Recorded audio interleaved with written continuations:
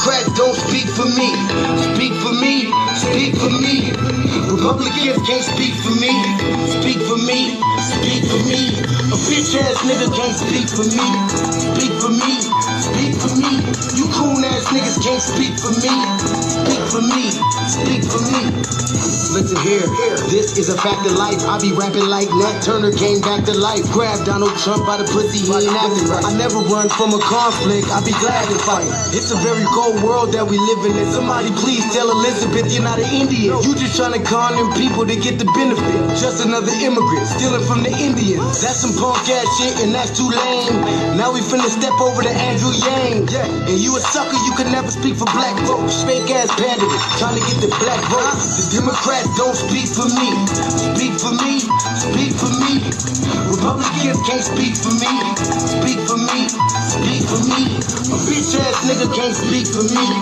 Speak for me, speak for me. You coon ass niggas can't speak for me. Speak for me, speak for me. You know your boy be high off sativa. Kamala wasn't popping, so we said bye, Felicia. She ain't had a right policy. We ain't trying to meet her. Y'all can take Biden too. Bye, we don't need him. We don't need Roland Martin or that coon Al Sharpton. Didn't need Cory Booker from the start, man. I don't fuck with police and no snitch. You know I'm coming with the heat when I spit it. The Democrats don't speak for me. Speak for me, speak for me. Republicans can't speak for me. Speak for me, speak for me. A bitch ass nigga can't speak for me. Speak for me, speak for me. You coon ass niggas can't speak for me. Speak for me, speak for me. If you ever go to court and this is your luck, try not to get fucked by Benjamin Crump. I know it's hard. You and all go is hard. But who the fuck is Amy Cloak? Put her picture up on the bullseye and start throwing darts. People cut our organs out our bodies, that's a stolen heart. They can't save us from the flood like Noah's Ark. Black lives always matter, we finna go for ours. So then we savages, we don't need to pot the piss. Mike Bloomberg is up thick with that stop and frisk, bitch. You ain't speaking for us, we don't know you. Bernie Sanders, and get your funky ass on too. The Democrats don't speak for me. Speak for me, speak for me. Republicans can't speak for me. Speak for me, speak for me. A bitch ass nigga can't speak for me. Speak for me, speak for me. You coon ass niggas can't speak for me. Speak for me, speak for me.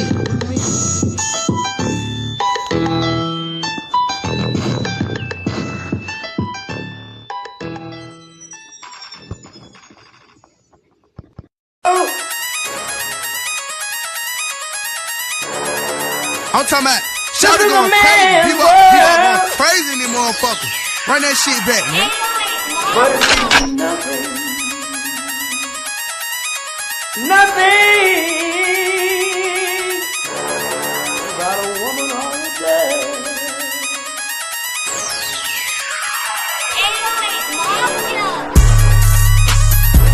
Man made the car.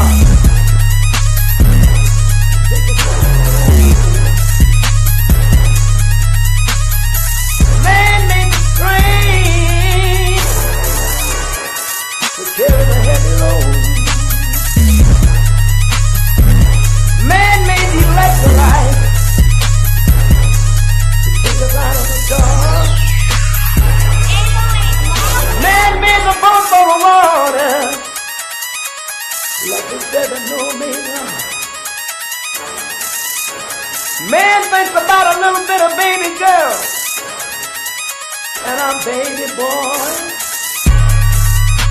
and man makes them happy because man makes them joy.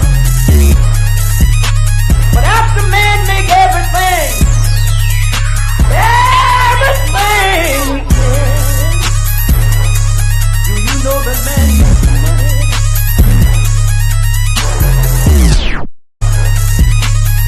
To buy from other men. This is a man's world.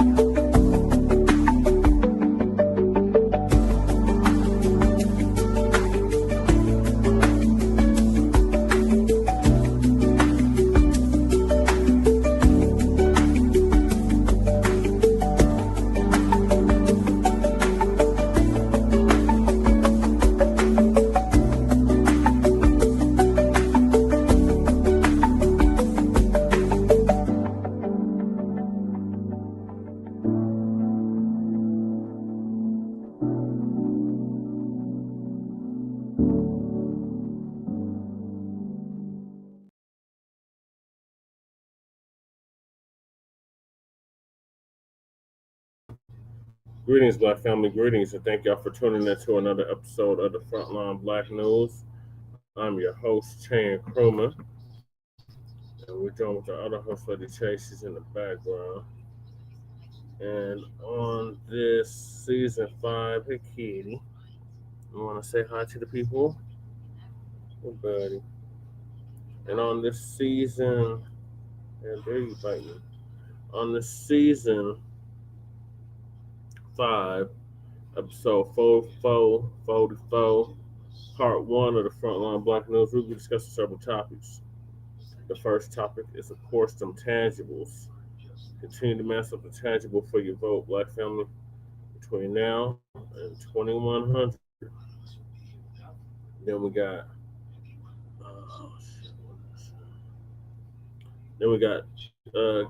Cali Assemblyman brags about symbolism bill for descendants of slaves being passed.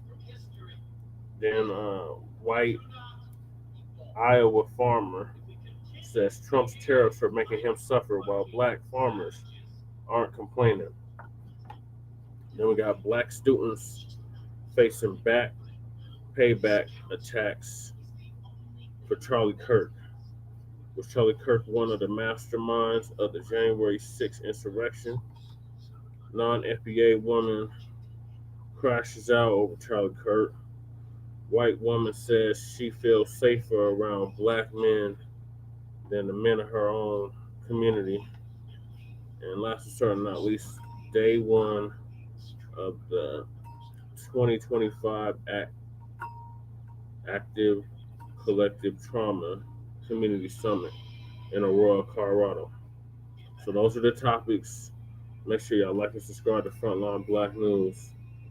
I'm gonna hop right into it with the tangibles. So this is the year and a decade of tangibles. Continue to mass up the tangible for your vote, Black family, all the way between now and 2100. Hey Daniel, thank you for tapping in. Happy Saturday to you. So back in 2020, our good brother Tariq Nasheed out of LA came out with the hashtag Tangibles2020. And in it, he was detailing everything that we, meaning the foundation of Black Americans, are going to demand from the two-party system. So nothing has changed except the year. Everything else remains the same. So instead of 2020 presidential elections, it's 2028 for the presidential, 2026 for the midterms, 2027 for Denver's election, and 2025 for New York and other cities' election. So all those are coming up. The foundation of Black Americans are going to reject the 50-year-old plus malign neglect policy that has been implemented by the political system. This malign neglect policy mandates that Black Americans should be ignored and only mentioned in vague and non-specific terms. With the foundational Black Americans in the groups of minorities, immigrants, people of color, etc., has only hindered the progress of Black Americans as a group while providing tangible benefits for other groups. In this election cycle, lumping foundation of Black Americans in the groups of minorities, immigrants, people of color, marginalized, disenfranchised, underserved, underprivileged, underrepresented, communities of interest, distressed, vulnerable, etc., has only hindered the progress of Black Americans as a group by providing tangible benefits for other groups. In this election cycle, like I said, 2025 for local and New York City and other cities, like 2026 for the midterms, 2027 for the next Denver election, and 2028 for the next presidential election. Black Americans are going to insist that our needs are specifically met by politicians who are seeking our votes. Foundational Black Americans want tangible benefits specifically for us. We do not want trickle-down secondary benefits that are provided for every group. Every group has now been systematically marginalized and disenfranchised. In every area of society is foundational Black Americans. So we refuse to be lumped in with groups who often assist in the exploitation and disenfranchisement of Black Americans. So politicians must offer tangibles, specifically the foundational Black Americans, or we simply will not vote for them. Be sure to spread this message far and wide on social media using the hashtag Tangibles2020. And that's exactly what we've been doing, Black Family, for the past 5 years. Hey, Michael, thank you for tapping in, and thank you for your donations earlier. White farmers have always contradicted themselves by voting against their own economic interests. Just got scared, poor white people. Um, we have warned you about rich people who don't care about you. Yep, I'm gonna get to that here shortly, Michael. Democrats use PLC to get Black American voters excited to vote for them. Yep, that's exactly what they do. And enough is enough of that madness. No more of this malign neglect. They they lump us in them with all these other groups, like Dr. Claude Anderson said, and then they don't do nothing specifically for us. And that comes straight off the Monahan report, which was started under the Nixon administration. So ever since Nixon, they've been doing this malign neglect. Well, actually, ever since LBJ, they've been doing this malign neglect, where they don't promise us nothing, don't offer us nothing, but they still want us to go out and vote blue, no matter who. And them days are over, and we showed them days are over in last year in 2024. But we're going to have to keep showing them. So the midterms are coming up, we're going to have to show them then, and we're going to have to show them in 2028 as well. We're not playing about our tangibles. But thank you for bringing that up, Michael. So when we talk about tangibles, we're talking about something real, that's something substance, something that you can count, measure, feel with your own hand, i.e. reparations, i.e. a check. And we're not going to let up. We want our direct lineage-based cash payments. We want an anti-Black, anti-FBA hate crime bill. And we want to end the qualified immunity in all 50 states for starters. We can do land grants and tax-free exemptions as well. But we want our direct lineage cash payments first, because this is a debt that's old and it's just going to continue to accumulate interest. And the interest has now made it into the gazillions. Rich white people empty poor white people's pockets. Yep. Poor white people can't blame Black Americans, but blame rich white people, right? Exactly, Michael. That's exactly it. So, if they're not offering us nothing tangible, don't waste your time voting for them. No more symbolic gestures. No more the first Black this, the first Black that. Uh, oh, I can't do nothing specifically for Black people. No, no more of that madness. If they're not going to do nothing specifically for us, then they're not going to get our vote. And that goes for the local, state, and federal level. So thank you, Michael, for that insight. I'm going to touch on that here shortly, which you just mentioned. But first, we got to get on punk ass Isaac Bryant. So Isaac Bryant is California Assemblyman who stood in the way of reparations last year in California when a Republican by the name of Bill Esselstyn called himself bringing it to the floor, and this raccoon stood in the way of the bill even reaching the floor. So now he's patting himself on the back, and A Dunce and Scrappy and Tone Tits, them clowns, are championing this bill that had just recently passed. And it's nothing but symbolism. It's nothing tangible with the bill. It's just a symbolic bill. And we're not going for symbolism no more. So Sister Demetria K is going to give us an update on that.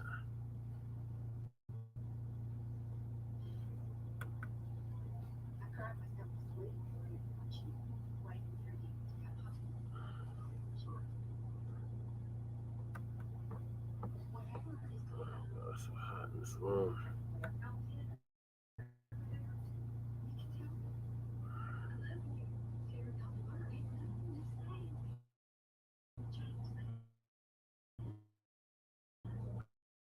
Hey, your average logical thinker. Appreciate you tapping in. Hello, everybody. Hey, and I hope that you are having a great day. This is the African Diaspora News Channel, in case you thought you got lost somewhere. But nevertheless, I will be here with you for about a half an hour. We are going to have a great conversation. We're going to be talking about a California Assemblyman by the name of Isaac Bryan. I'm going on and on about a bill of nothing but symbolism for descendants of slavery. Of course, I'm going to get into all of that. It's really a nothing burger, to say the least. But while we're waiting for everybody to come on here, just going to give a couple of rules per se. So I will take the first 10 to 15 minutes, and then I'm going to jump into the comment section and read your comments. I'm going to try to read as many as I can. Hopefully I started. I don't see anybody making any comments yet, but I'm sure that you will. Anyway, nevertheless, not too long ago, Assemblyman Isaac Bryan, and I'll go ahead and put him up so you can see exactly what I'm talking about. Assemblyman Isaac Bryan, and y'all seen him before. He made a tweet and he says AB 7 has now been passed. The California Assembly and Senate is official on the governor's desk. Well, what exactly does any of that mean? But before we get into that, I'm going to show y'all a video of him and something that's going to jog our memory. How you doing, Nikki? Ninky, I hope I said that right. And King Noble, what's going on with you? So let me remove him. We're going to put this video up, okay? So check it out. How y'all feeling? How y'all feeling? All right, Michael, just exhausted.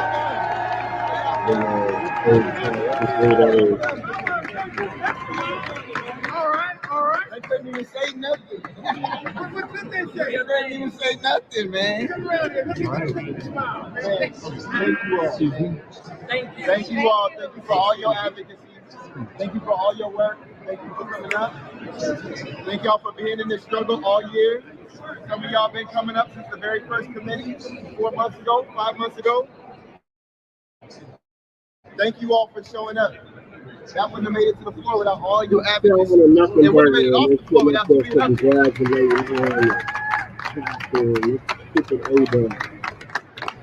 Now we got to get the governor to sign it. So if you want the governor to sign it, you might have to go to the 9th floor and let them know.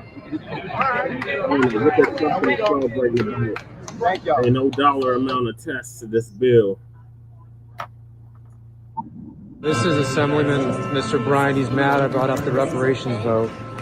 So he's preventing me from speaking. And he's trying to block my access here. Why are you so upset? You vote for 3 strikes. You put black folks in prisons, but now you want to be a reparation. For the bill. I supported the bill all session. Bring the bill. Will you vote for the bill, Mr. Bring the bill. Will you vote for the bill? Bring it up. Will you vote for reparations? Bring it up. I would love it. Bring it up. Let's vote for reparations Bring together. It up. Bring it up. You in, Bill? Bring it up. I didn't think so. Bring it up. I'll vote for it. Bring it up. I'll vote for it.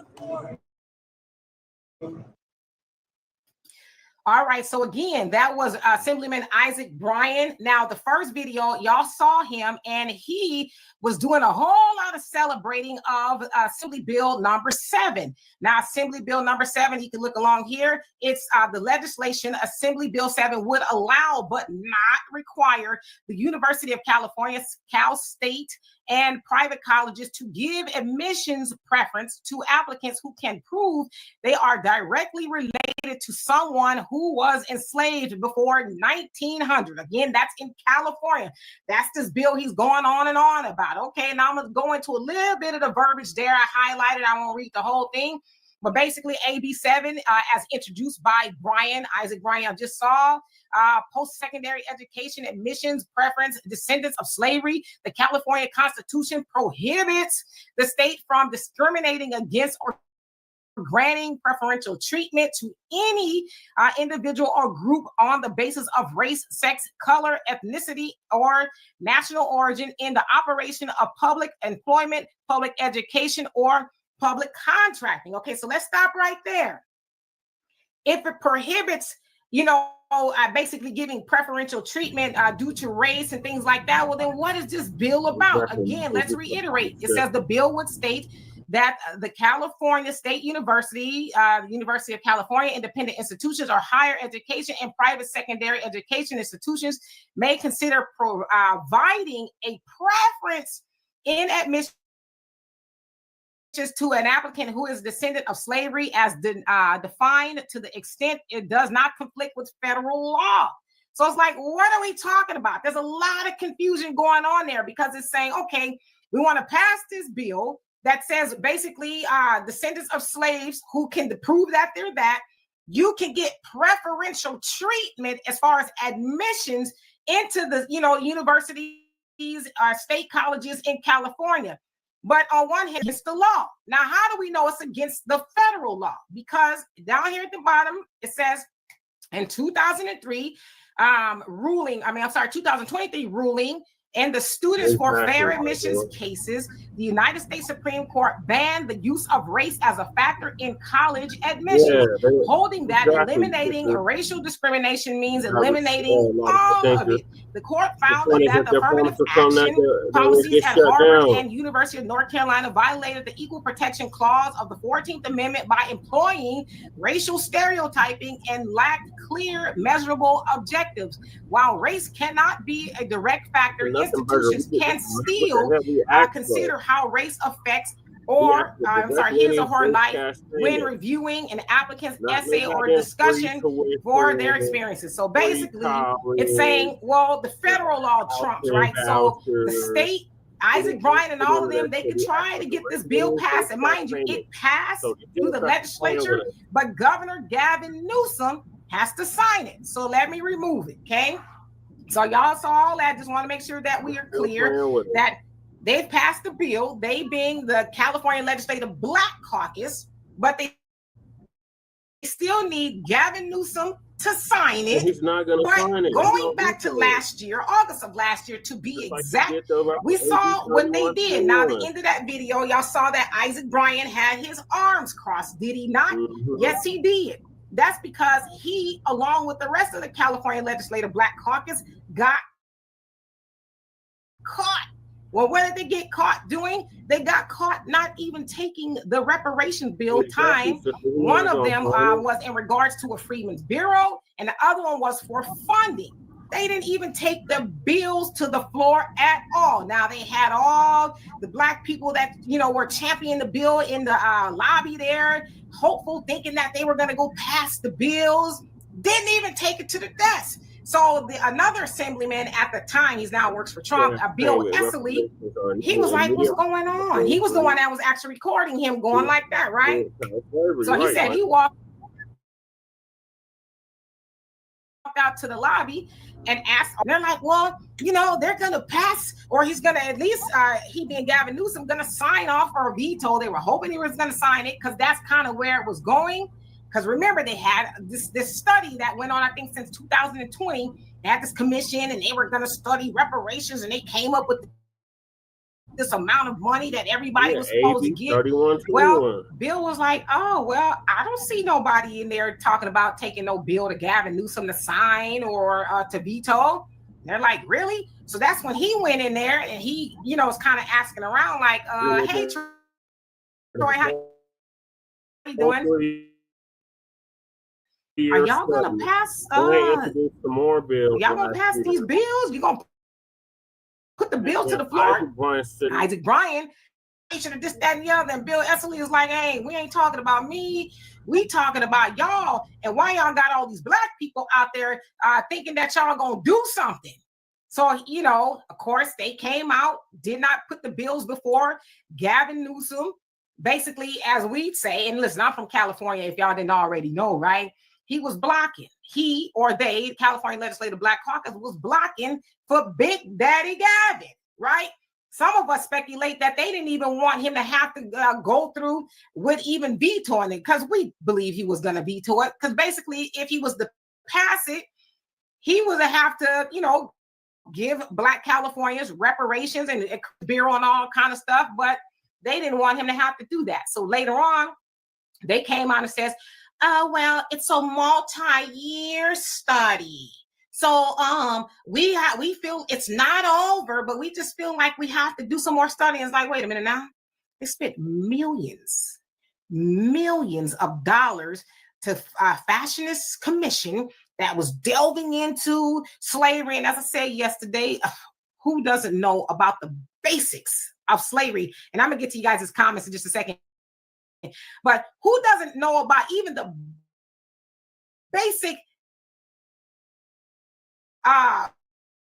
commission decided, yeah, well, there needs to be some reparations. But again, those black legislators did not take it to the floor. They came out and gaslit, and it's something like,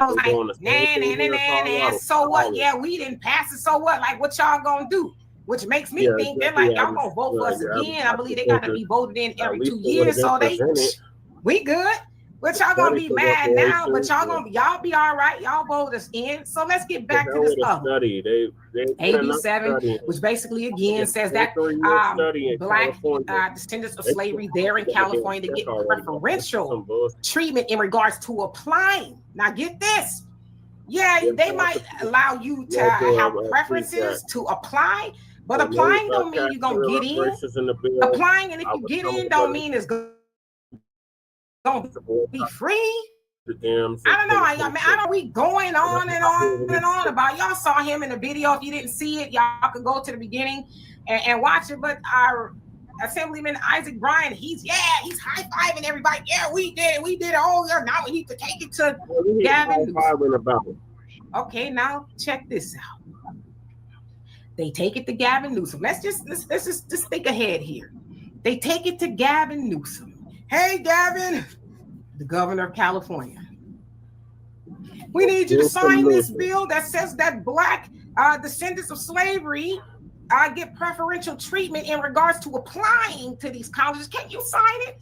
If I was Gavin Newsom, I would sign it. You know why I would sign it? Because I know the feds gonna trump it. Now the feds, the Supreme Court may not directly get involved, but you know who's gonna get involved? Y'all heard about him a lot here. Edward Blum. Yeah, Edward Blum. He is that white lawyer that was running around with the Asian students, a couple years back, talking about it's so unfair because the Asians, they can't get in because they're actually smarter than everybody, but because, the blacks, they're getting special treatment when it comes to getting affirmative action in these schools. We can't get in. So that's a nice thing. Okay, we'll acquiesce. Y'all got a point. So they got rid of the educational component, and I just showed y'all that. So again, if I'm Gavin Newsom, I'm like, yeah, I sign it because I know Edward Blum coming along. I know that there's this new federal rule now basically saying we can't discriminate. We can't allow people to have certain things. And again, they also in the verbiage recognize we can't make these institutions do any of that. We can't make them do it, but we're just putting it out there. So that I said all of that, and I promise you I'm gonna get into the comment section. That I said all of that. What is Isaac Bryan going on and on about? And I saw this from a lot of other black people on X and other social medias. Yeah, this is a win for ADOS. Yeah, this is a win for descendants of slavery. And then they're saying, well, it's something right now because we got, and I'm paraphrasing, but this is kind of how I interpret it, right? We got to wiggle our way in there. We got to go in the cover of night with this bill so that we can slowly get in there. And if we get this one passed, then that's going to open the door for reparations. It's like, I want to say something else, but this ain't my channel. On my channel, the Demetri K Show, I'm a little bit more looser, but what do y'all own? You know what I mean? What do y'all own to where y'all think this is gonna be a gateway to reparations? This is a nothing burger. You know what else is a nothing burger? Nothing burger was they did sign a bill saying, "Oh, this is California, right? We apologize for slavery. Cut the goddamn check." Y'all like that? We sorry.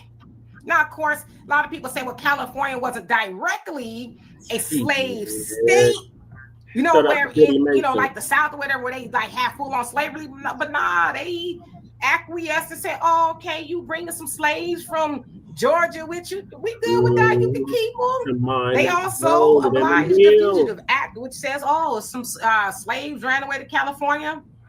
Hey, they over here. They over here. We know where they at, right? They basically turned them in and a whole host of other things, right? Of course, we know that California was not exempt from Jim Crow. But yeah, I want to know why are Black people, and I won't say their names because some of them are pretty prominent in, let's just say the ADOS movement. I want to know why are they trying to celebrate this bill like it's something. It's absolutely.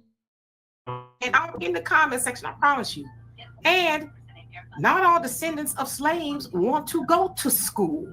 So who does that really benefit? Yeah, that might benefit people who will apply for school, but it won't benefit everybody. Listen, I don't talk about it much, but I already got 2 degrees. So I'm not trying to go back to on that, just to be real with you, right? So I'm not going back to school. So how does that help me? But you know who that does help? That helps Isaac Bryan, because we talk about him in this regards as well. Oh, he is big time romping and stomping for illegal immigrants in California. Yes, he is. You can pull up videos of him walking hand in hand with the Mexican flag in California, telling them how to not get caught by ICE and all kind of stuff. But for us, he gonna give us a maybe bill. What? Try your luck bill. Apply and see what happened bill. And then again, as I said, if they do that, I know Edward Blum, that lawyer, is waiting on standby. I wish they would. I wish they would apply a Negro because they're that.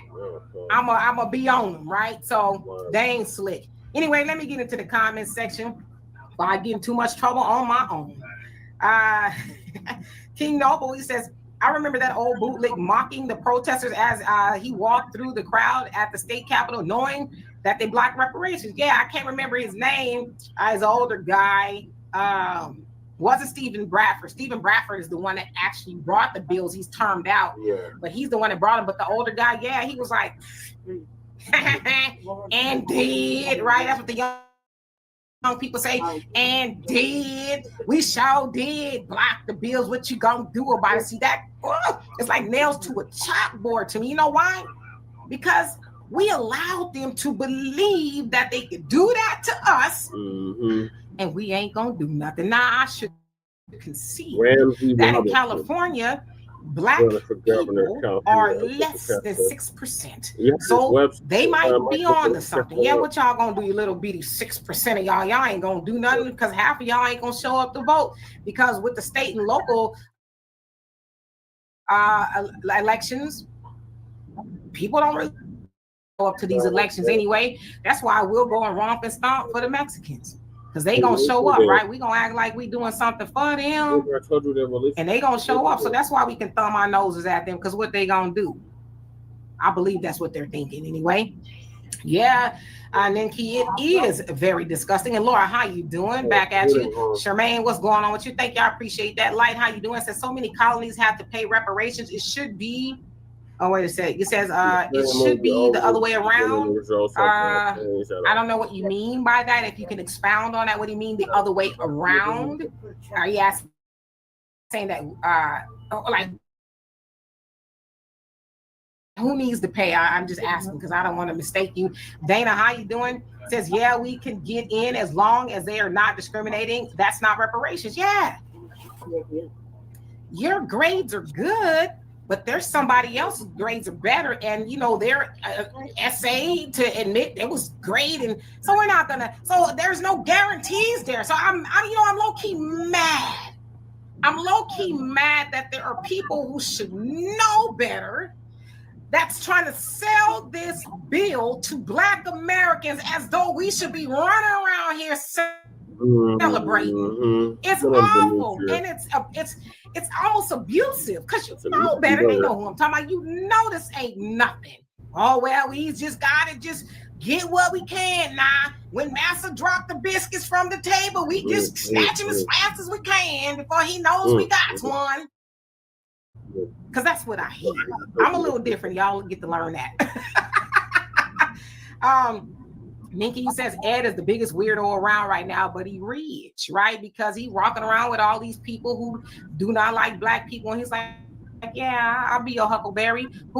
He's a grifter, but he probably rich.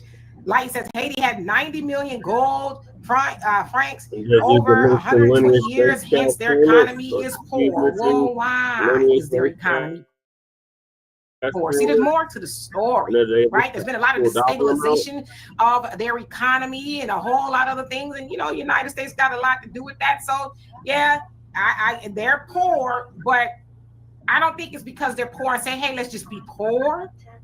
They've been made that way. And I think you know that. D. Edens, how you doing? Man, time goes by so fast. It says, is lineage considered race? From what I understand, no. From what I understand, because listen, it seems like it changes all the time, right? You have to be able to trace your ancestries to chattel slavery, right? Because you could be black, and you could be, I guess, black American, but you can also not have lineage to chattel slavery. Does it make sense? Yep. I'm trying not to confuse anybody. Beats by Dizzy, how you doing? King Noble says them bootlicks are doing Gavin Newsom, because butter biscuits is what comes to my mind, right? Yeah, and not even no good ones, because they don't really be seasoning their food like that. But they'll just take the butter biscuits and they want to say he go a little piece for you, which also makes me think, what's in it for y'all to be trying to sell this bill as something? It's sitting up there, oh, this is a good thing. This people just don't understand. We understand the symbolism. What else do we need to understand? We don't need to do no deep dive analysis into symbolism. It ain't gonna do nothing for us. Like I said, there's a debt still to go to college, so it ain't free.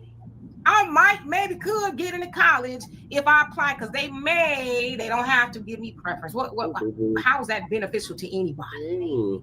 It's very irritating. Yeah. All right, Queen Adaya, how you doing? Hope you're doing well. Says that will benefit the colleges and increase their profits. This is ridiculous. Everyone who has a hand in this wickedness, they will answer to Yah out all the time. Or as my good friend Donovan likes to say, he said they don't sell out, they buy in, right? They buy in. It's like, oh, really? Oh, what's in the white envelope? Oh, and they look in there.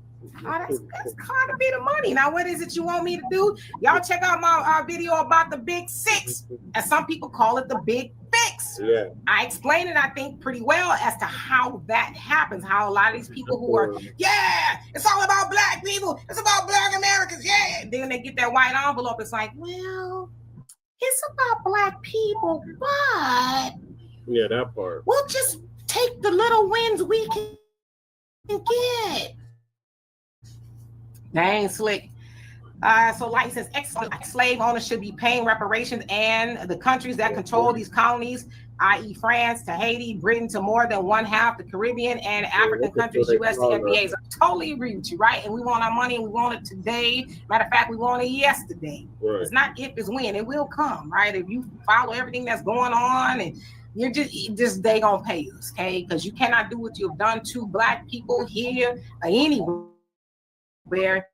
and think you're gonna get away with it. And we don't want no funky apology. Keep it. Because I can't put an apology on my pocket. They're gonna say not a rusty nickel. Now, if you don't come up in here with some money, you're gonna be in the dark, right? So, hey, Beverly White, how you doing? Hope you're doing well. Light says, yes, makes sense. Africans are native to America, so not all from slavery. So I'm glad. Yanni, how you doing? I miss you as well. How are you today? And D. Eden says, if lineage is not a proxy for race, how can it be challenged in the court? So if lineage is not a proxy for race, well, I obviously, if I understand you right, you have to be Black American, right? But again, I can be that, and my ancestors were never enslaved. There's Black people here who are indigenous to America, but were never enslaved as far as their ancestors are concerned. So that's where that would matter, right? You have to have direct lineage connection to the plantation via your ancestors. Now, again, I really hope that makes sense. I'm sorry if it doesn't. Brother Steven, how you doing? Thank you for that. And tell your wife I said hello. So I got about 5 more minutes here. Man, time goes by really fast. My daughter, she was watching yesterday, and she said, you didn't tell them to go follow your channel. The Demetra K Show. I'm here on YouTube. Y'all can find me here. I go live 5 days a week, where I also have a conversation with y'all. I like to format it that way. And it's just me, right? Interesting to where I could, talk. There's a lot of people who can, and God bless them. I envy that ability to just talk. But I'm one of those people. I'm like, now what y'all got to say, right? Because I learn from y'all. To me, that's where the fun is, where I get to learn from you all as well. Because listen, I don't know everything. I make mistakes. I'm not perfect, in case you didn't notice, right? And sometimes a lot of y'all, not a lot, some of y'all remind me, you ain't perfect. And I'm like, you know what? You right. Which is why I like to have conversations with y'all. And Lightning says, yeah, they think time and ignoring us would result in silence, but they don't know our ancestry. They forgot our presence. I'm sorry, persistent resistance lead to abolishment of slavery. Yeah, we ain't gonna forget. There are some who want us to forget, but why should we forget? And Curly Locks, I am remiss. I did see that, and I'm sorry about that. First of all, hello, and thank you so much for the super sticker. Everything that y'all donate to this channel, it helps. And if you haven't already, please like, subscribe, and share, right? But thank you so much for that. It is much appreciated. Yeah, we ain't gonna forget. Why should we forget? Nobody else is told to forget, right? As I say, go into the public square if you just want to test this theory, okay? Go into the public square in your local town, wherever it is, and say, we should forget about the Holocaust. Or we should forget about the Armenian genocide and see what happens to you. See how long you're going to be there in that public square talking like that. Right. You ain't going to be there long. But Black Americans, we're supposed to forget. Oh, that was so long ago. Why don't you guys just get over it? You weren't slaves. Don't y'all hate when they tell you that? You weren't a slave. And we weren't slave owners. It's like, yeah, but the remnants, and it's not even really remnants, right? It's like a lot of residue, if you will, left over from slavery, right? We know that because our ancestors were robbed of reparations, that aids in the wealth gap being the way it is now. It is said that it's going to take 232 years, and probably longer now, right, to close the wealth gap between Black Americans and white people. Imagine if we got those trillions, okay, not that funky little $3 trillion that Representative Ayanna Pressley was talking about, and she ain't talking about it no more. Oh, let's get them $3 trillion. Oh, we need Nas, like, girl, if you don't be quiet, $3 trillion for who? You got a long way to go, the 30 plus, right? And some would say with interest. If that's not already interest, we want our money. But yeah, run us our money, because it's long overdue. But as I said, it's not if, it's when. They're going to give it to us, and they're trying their best to legislate the will of God. But one thing you cannot do is out legislate the will of God. God is not a man that he should lie, and he says what you do on the, and you must atone for the things that you do. And if you don't do it on your own, God said, oh, okay, I got you. It may not be right now. It may not be tomorrow, but it will be. So anyway, I love and appreciate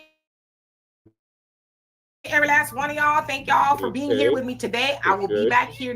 You have to put that on mute, like, or turn it down.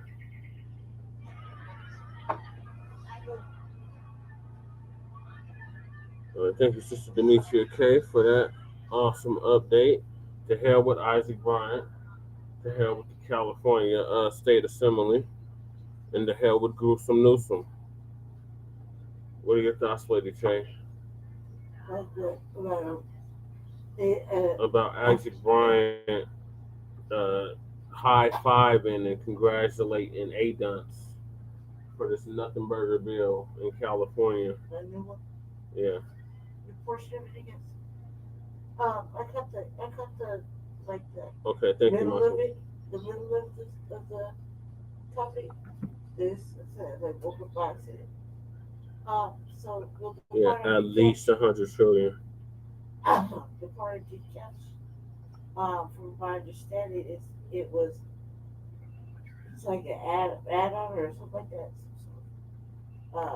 Something that goes with the bill that's already put through, right? Or something. I don't understand. No, this one is about free tuition for American descendants of American freemen, chattel That's a slavery, lie. freemen. It's a lie. You know And what? you see my comment. I said to hell with Isaac Bryan. Yeah, it's a lie. And you know that, but I'm like, I don't think that. I think that should be a choice.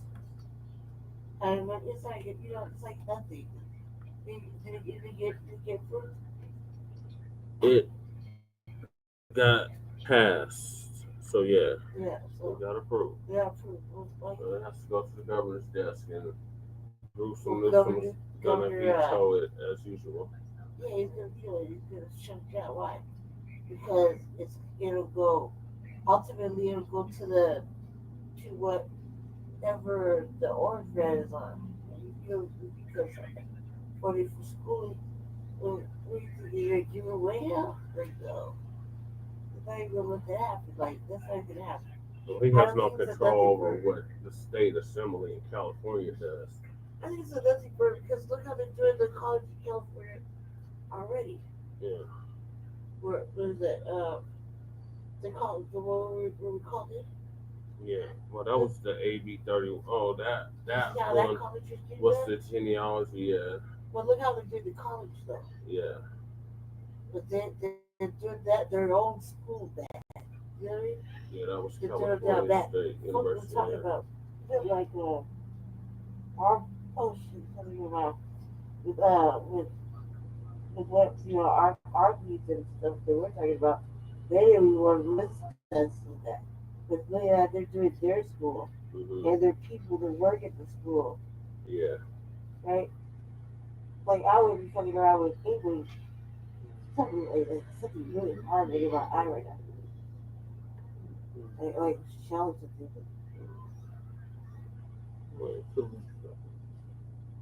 Oh, I think if it was real, like if it was something real, I think that would be great. But we just watching that school that we when we called up there, Mm-hmm. just watching how they don't even want to pay their workers or their teachers or staff, just makes it like a nothing burden because who wants to study under those conditions? Right. You see what I'm saying? That's why I think it's a fake thing. I know it's just that's a different school or whatever, but that's not the point. Look how they do it, those people. Look how big places like that do their staff, and then you think, oh yeah, we're gonna get it's gonna be good for us.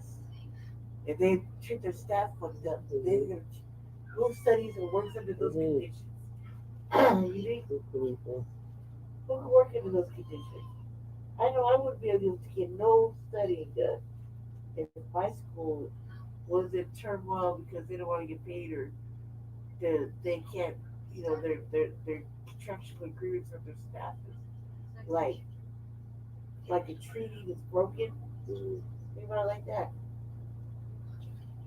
I wouldn't be able to get no work done. So I don't think it's a good thing. And so I don't think it's a good thing because if the staff and the teachers are fucked up, are down bad, who's gonna be able to? How's anybody gonna be able to study under that? Right. That's what I mean. So it sounds good. It's a nothing burger. It's a nothing burger. And you can't be high fiving over there because Gavin Newsom's the enemy of black people. Right. When he said no the first time, he meant no the whole time. Right. And when you know the people that Hey, who are Kahari. against the shit, Salute. or they have pretty black faces that stand in our way I'm going to pull his during this website right up, here, Michael.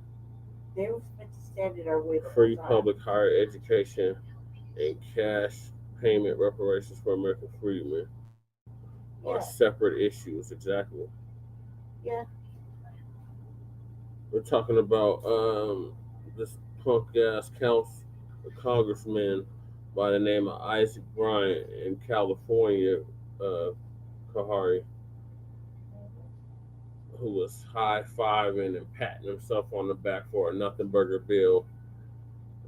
Talking about it's going to free tuition to American descendants of American child slavery, and it's like that's not what the hell we're demanding. We're demanding direct lineage-based cash payments. Yeah, that's a like like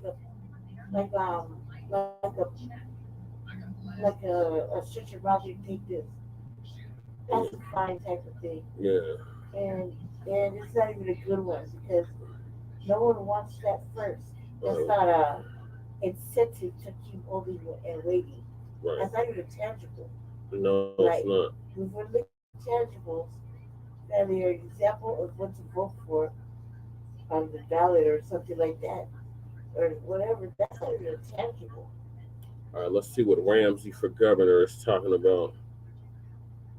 Meet Ramsey. Ramsey Robinson is a dedicated mental health social worker, organizer, and revolutionary based in San Francisco. Oh, Lord, here we go. And I feel like this is a problem. There's still a problem coming. I've heard of this dude. I see a lot of forehead and my. Where is the reparations at? Let's see, program. I feel like there's a tether somewhere in your family. Yeah, this dude is, I remember this dude now. Okay, where's the section on reparations, Michael? Let's see. Housing is a human right. The government for the people, not the That would be a wealthy. rip if somebody's website said, Oh Lord, he's damn champion immigration. Oh God, where's the what I say, reparations? I feel a tether. In the war on Black America, that must be. He's in on support of the LGBTQ. He's part of PSL. She a Democrat? Definitely. Well, he's supposed to be an independent, but let's see. Black Californians are 7% of the population, but nearly 30% are unhoused. Deliver full reparations for slavery, Jim Crow, and ongoing economic exclusion. Reparations will include housing, education, direct payments, and investments in Black communities statewide.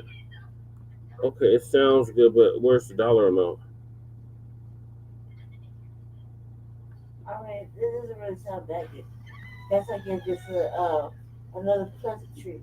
You need to get more in depth with it. Not the fuck the. You can't really put a digital amount to it yet, right? We kind of have an idea of ballpark, We but have that little sentence right there isn't enough for it to be intangible. right. There's no amount listed. Fuck that. We know there's not gonna be an amount. Everybody's gonna be different. We know that, Jesse. But that's not even intangible. There's no. We need to add more to that. That's what I'm saying. Not about the money. You missed the boat about the money. We know that that's part of it. But aside from that, he needs to talk about what it really looks like uh, for reparations, not just the money number. 'Cause that's gonna fluctuate between a He doesn't billion. even have a money number. That's what I'm saying. All he It's said, gonna but fluctuate. he says deliver full reparations for slavery, Jim Crow, and ongoing economic exclusion. Reparations will include housing, education, direct payments, and investments in Black communities statewide. Nothing. So nothing. He's gonna pull like the Tulsa thing. Yeah, it's just more democratic. He's gonna do like that dude did in Tulsa. We're gonna Yeah, beautify shit. the mayor of Tulsa. Yeah. That last little piece of that says what that dude did in Tulsa.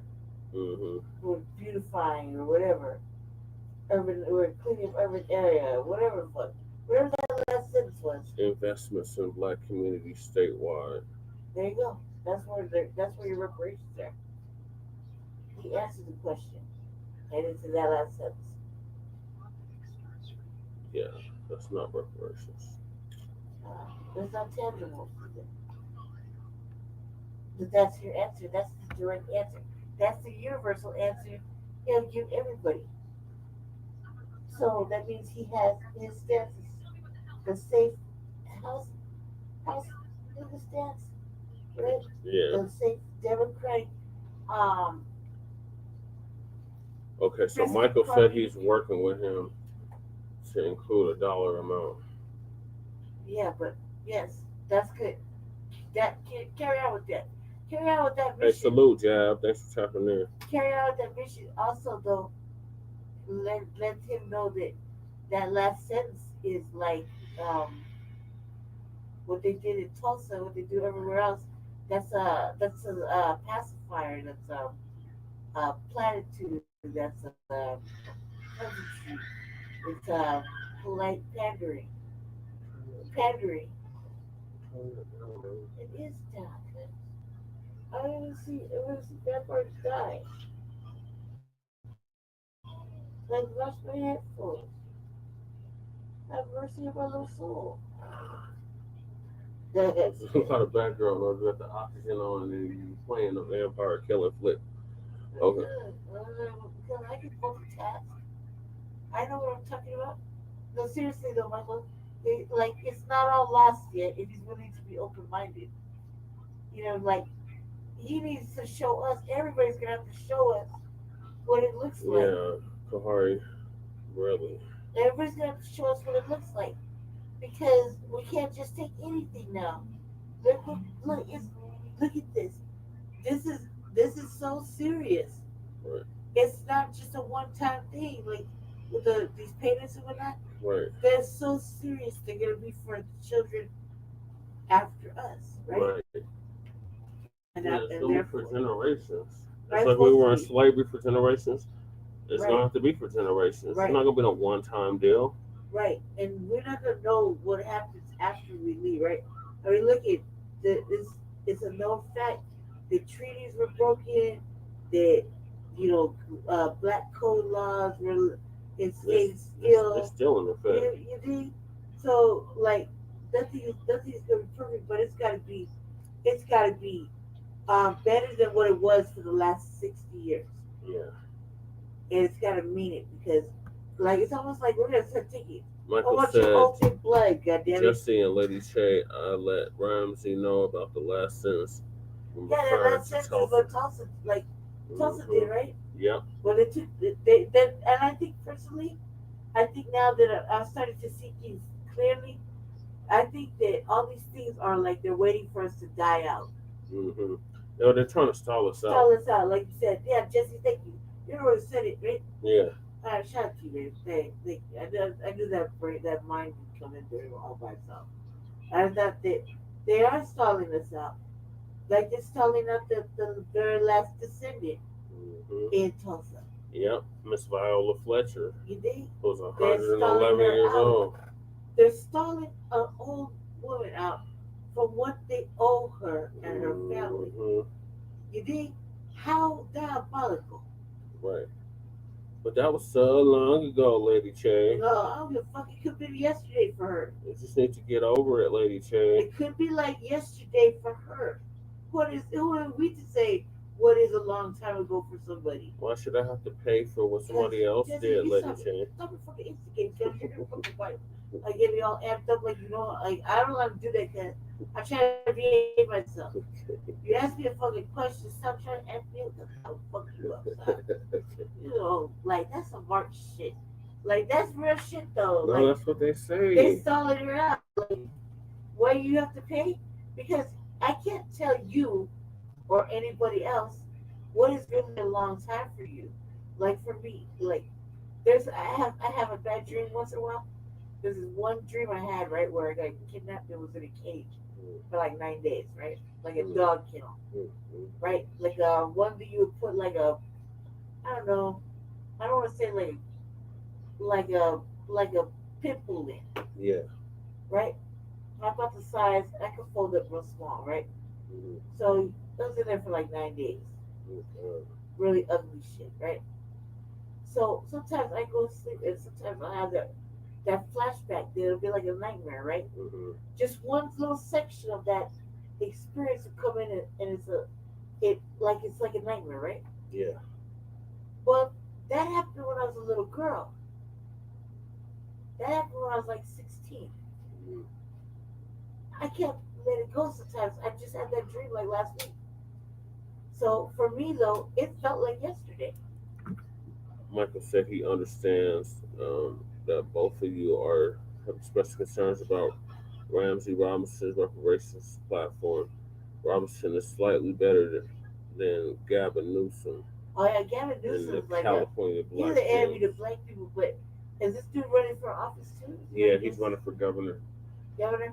Like it doesn't matter. It doesn't matter because we learned a lesson. I think too about. I can't see the website, Michael. I'm all the way in the back, right? But I'm like trying to. I'm just listening, right? But what I'm seeing, what I'm hearing is that you're running for office. Okay, cool. That sounds great. Sounds nice. But it still sounds like he's a Democrat. Yeah, he does sound like a Democrat. Right? That's some Democratic talking points. Or he's been coached by a Democrat, right? And they offer classes for that. I was, I myself personally like to. I was thinking I might involve myself in something like that to get the basis. He's probably a of understanding, Democratic right? socialist. Yeah, but it sounds like he's just on one side of the fence, right?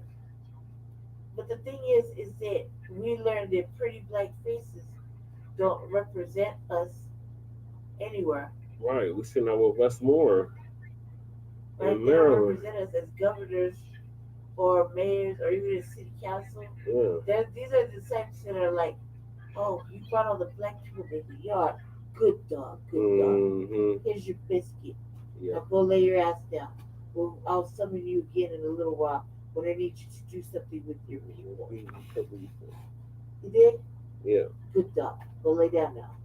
You did your job. I'll summon you in about 1 month so that you can get your people to act right, to do what I want them to do. You know? So that's what I feel like. That's what I feel like. That's what they do. So and this is a chance for them to show us, and they're going to be on code. And they're going to stay with that. Yeah. I think that the safe Negro card has to be exploited now. Like in personal opinion.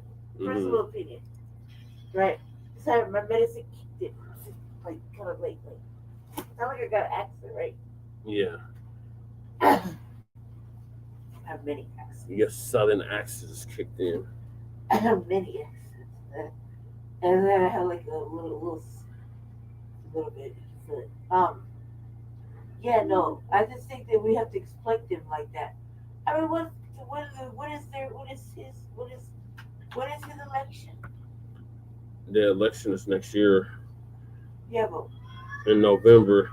I even question Ramsey Robinson's reparation platform because he needs to be specific when it comes to lineage-based cash what is payment his reparations.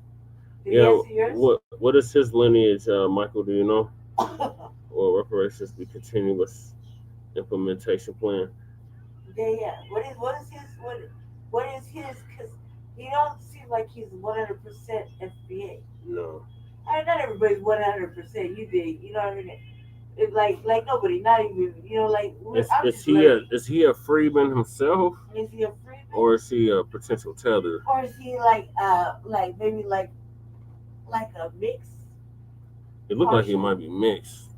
Like not saying because he's not black, he looks black, right? Yeah. I saying that. I was like, damn, it's just red bone. It's just red bone. It's like real yellow.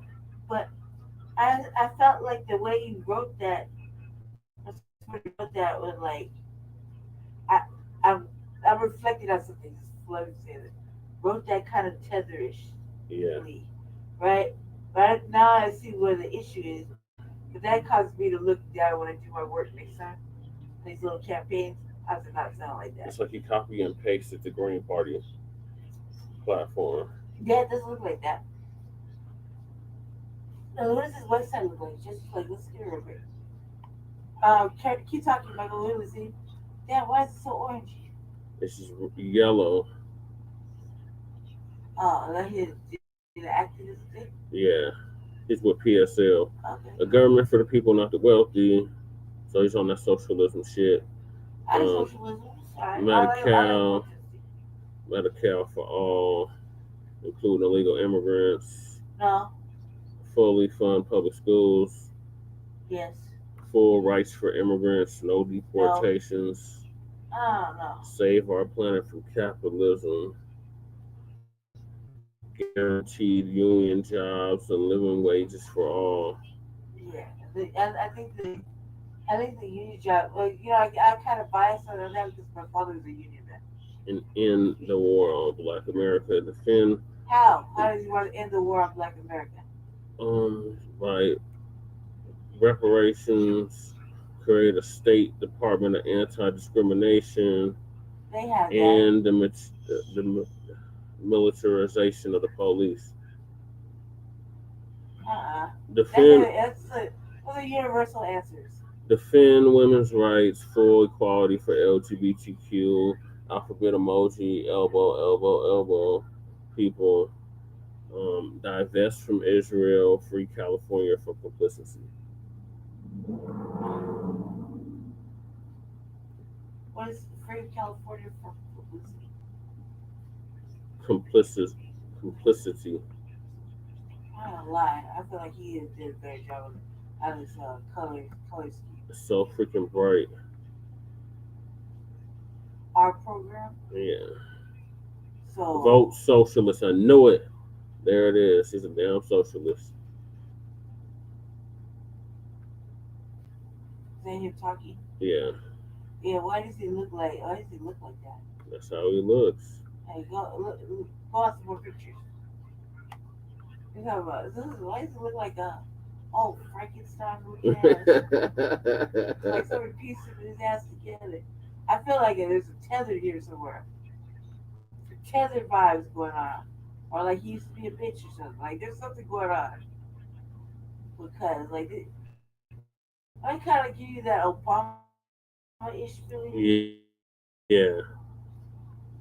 He gives that Westmore feeling. Vote socialist. So he's basically a Mandani. Sounds good. You know what Mandani, right? Let me tell you about that. Mandani's like selling a pipe dream to a bunch of crackheads. Let's see who endorsed him. Like, it sounds really good in theory. Yeah, but you already know that it's not going to happen because we're so used to the abuse. That is like, oh, yeah, he's selling the pipe dream to a bunch of crackheads. You know what I mean? Like, I got that good crack right here. You don't want this good crack. This crack is so good. It's a great buttery. Whipped it myself. I ain't not like that old shit you've been used to for the last 60 years. Oh no, this is that good crack. This is the kind of crack that smells like mouthwash in the morning and everybody can smell from 10 blocks away. This that good shit's happy and it works and it's together and it's unified and whoop, whoop, whoop. It's that good shit. Like, yeah, right. That's like that. That's what I feel like they sell it. Crackhead pipe dreams, okay? No. Yeah. Even that, you gotta exploit that shit too. He said his lineage is questionable. That's what I'm talking about. Why do you feel it's questionable? Because those people put a little something on it. He does look like he's an Arab. He looks like an Arabian American. And the plot thickens. See? Like I said, another Mandani. Well, I say I can smell a tether a mile away. Mm-hmm. I'm sitting in the back, and I can't even see. But I looked at it and say, that one picture made him look like a piece together Frankenstein. That's alive. Yeah, he gotta have a range or something for his reparations. Like, nah, cause he's achieving like Like economists say, anywhere from 14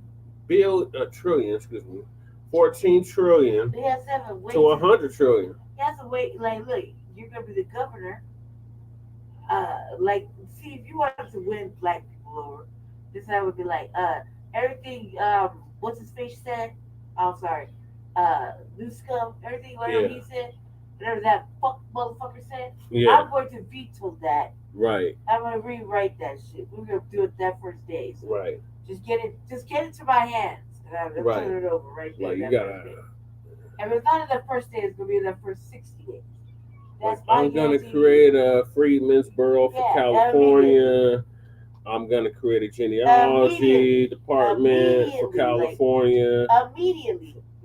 Put in there immediately, like within the first 60 days. That is my task. An anti-black hate crime bill. There you have it. Then you put it right there. I guarantee it. Seal of approval. That's how you don't end the war on Black America. That's how you're gonna swing the votes, because if you're making it known right then and there that the people have your word written down. You know what I mean? And to make sure you write the shit down. Like, I'm gonna say, I'm gonna blood over place. You don't see that? Is that your thumbprint right there, sir? Right. You owe us. And he got to sign a contract. Yeah. That's what the hell he's gonna do. Like, he can't go back on his word. And if he don't, he getting recalled. Recalled in the first 60 days, and we might as well just go ahead and tax you, throw you in jail for 90 days for lying in the face. Right. That's how you do it. Like, if they're like, fuck that, you get recalled 60 days and then add tax on 90 days as taxes and reparations for lying in our face. So, Michael, is Gruesome termed out, or is he still got another term left? I think he's termed out. That's why he's trying to run for president in 2028. I wanted to run for president. Mm-hmm. Did he say he was? Yeah, they did a polling, and they're saying that since Kamala is not going nowhere, they either want her to run again or Gruesome. Gruesome Newsom pretended to take reparations very seriously, but he allowed legislation for Black California freedmen to expire. Yep. He purposely did this shit, Michael. He wasn't really serious. He does what all these politicians do, right? Democrats. At least we're gonna say that. We'll start with Democrats. He does what they all do. They sell you that. Yeah, okay, he's turned out. That pandering. It's pandering to our fucking needs. Mm-hmm. Basically playing in our face. Yeah. And making it seem like he all the way got you all the way to the fucking final ending. Where you're right there on the edge. You're sitting on the edge. You're on the fucking edge. Okay, that's what I thought, Michael. To say no. No, I think we need a little bit more time. Or no, they need financial education first. No, I don't think this is the right time for Black people. Let's do a couple more studies and polls first, see if they're ready. You know, we just don't want them to spend it on frivolously. We got to tell them something. I don't think they know enough. I think we need a little bit more time to learn more about the injustice that's been done. That's another stall out. Yeah, all this is stalled. We just don't know enough. All this, we need to study. We need to do this. We need to do. No, you just cut the goddamn check. Right. You don't have to do no study, none of that when it came to passing money for these illegal freaking immigrants. That too, and then, another thing is like they're so quick to say that they don't want to listen to us talk about this shit, right?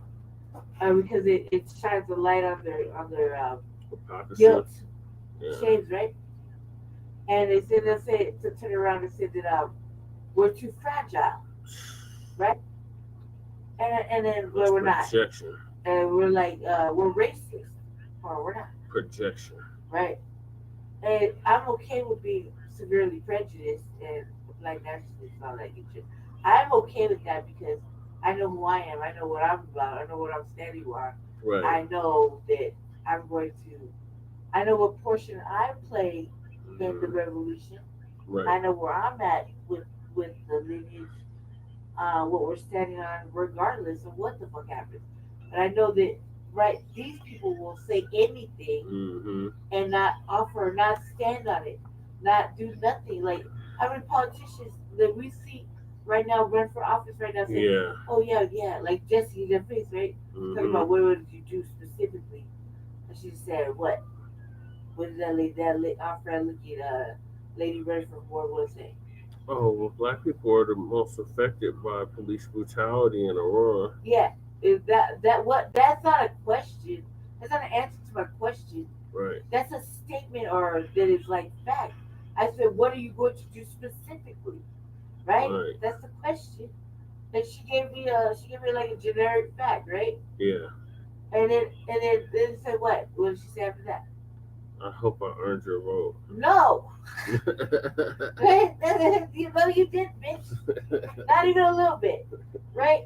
Because first of all, this is my neighborhood. Where the fuck have you been? Right. We was just with the community for 3 days. Where the fuck were you? Right. Right? Yeah, So, none of them politicians showed up to the action.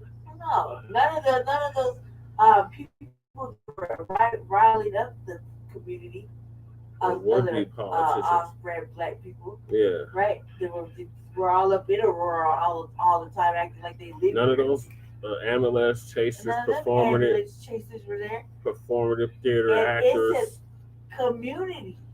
It's a community event. Yeah. A 3-day community event Right.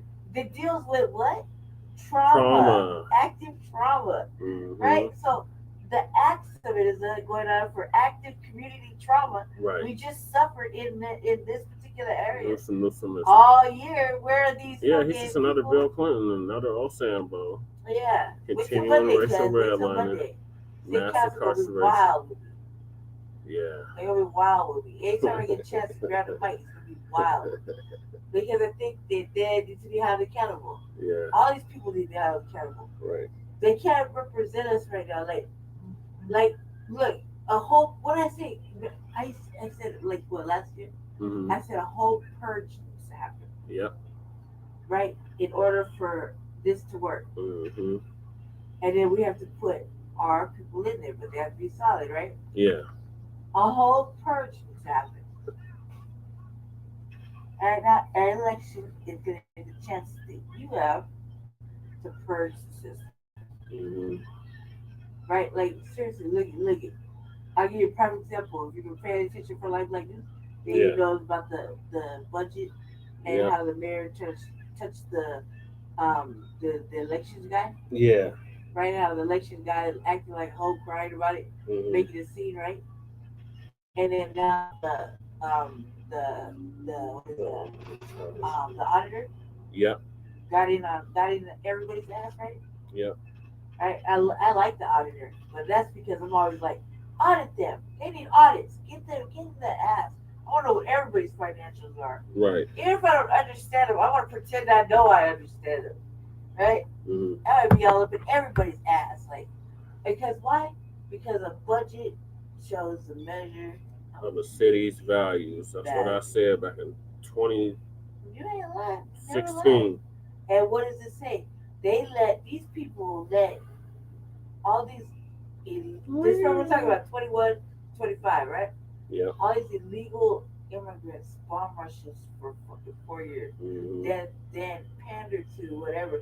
And they basically gave up taxpayers' money. And now Denver's $250,000 in the hole. Not $1,000, $1 million in the hole. Millions, right? And then to do worse, they took away all this jobs and cut money, right? Yeah. Like for the housing, they cut like $100 million for housing, and like another $100 million. But gave the race soldiers an additional $100 million. Word, right? And then took the Medicaid too, right? And made all these stipulations so people that happen to be on housing, like myself, right, have to do all these stipulations, right? But it's this big difference between me and you, right? Yeah. Like if they, because it's coming up, so I don't want to get to yours, but like the way they've been talking to me about my thing, I guess I'm coming from to renew my thing, but the way it comes up, they never told me I need to be here. They usually ask me when's a good time to come through. Mm-hmm. They told me, And all this stuff for me to redo my recertifications. Yeah. For my, because I'm on the system, Mm-hmm. right? I'm on the system of welfare, right? Yeah. I've been awarded the state since I was a little girl, like 12 years old. Mm-hmm. So I've been on that fucking same system since I was 12 years old. Mm-hmm. Okay? You following me? Yes. Everybody following me? So I don't know any other way. Mm-hmm. Do you understand? Yeah. Because I wasn't allowed in school. This is what happens when you're generational wealth, when wealth was actually stolen from you, Mm-hmm. right? So I could have had an education because there was money available. Yeah. I could have had a life because there was money actually available for me Mm-hmm. to have all of that, but it's stolen, right? Right. Twice. So I grew up in the system, so as a ward of the state. So that means the state took care of me. Mm-hmm. So when I got older and had my first child and whatever happened after that, the state is always taking care of me, right? Mm-hmm.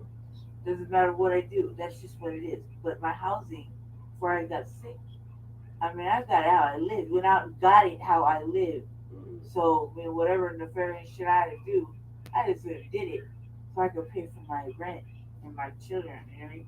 Mm-hmm. Pay my bills. I live, just because that's what you have to do. Since I couldn't hold down a job, I didn't have the right skill sets. When you're a ward of the state and you're a person that, like most of the black girls and black boys have to go through, when they're not favored or lucky enough to go to school Mm-hmm. or be taught how to manage a budget, Yeah. how to do basic things like, for example, a prime example. Up until last year, I didn't know how to use a washing machine Mm-hmm. like that. Why? Because I was always kind of taught to before, even though we had one later, and I was taught we did everything by the sink, wash by hand in the sink. I don't even know how to work a dishwasher. Do I just? No. Why? Because you never had one. Because I never had one. So I can't move because I deserve these little amenities that everybody else has Mm-hmm. because for some reason I don't think I've earned them. You think? But evidently, so does the government. They don't think I've earned it either. So we're like all on the same page of what we're just to say this SWAT, right? But now I'm starting to see once they took that money away. That was like 2 weeks ago. Yeah. I was like, and I said it. I said we can all be homeless. Yep. It's just a matter of when. We can all not have no job. It's a matter of when. Well, everybody's acting all bougie and shit. It's a matter of just when. Did I not call it good? There's not psychic shit right there. Yeah, you called it. Right. So I say all of that to say that this dude is not in our best interest yet. But, however, Michael, you're the prime person to get him ready for it. Right. Because once people like the new Blacc Media starts to really question him, Mm-hmm. we're gonna want to know all of those questions. You know what I mean? We really Is that want the to Zoom know. link for the meeting on Saturday or tomorrow, Michael, or today? Yeah, this is another thing too. Like, who put him up to it? Like who chose him? Yeah. Why did he decide to do that? That kind of makes sense on the socialist part. He's a good activism. But I want to know more, like what it was TBA was talking about today, right? Yeah. You want to look at the paperwork, and you want to look at their Mm-hmm. Facebook and see how grimy it is. You know what I mean? It needs to add up. It needs to match up. And it's not the only one that said it, man. Like, Vicky Dillon said that stuff too. Mm-hmm. Shout out to her, Tariq. I've been saying it for at least 5 Yeah, years. yeah.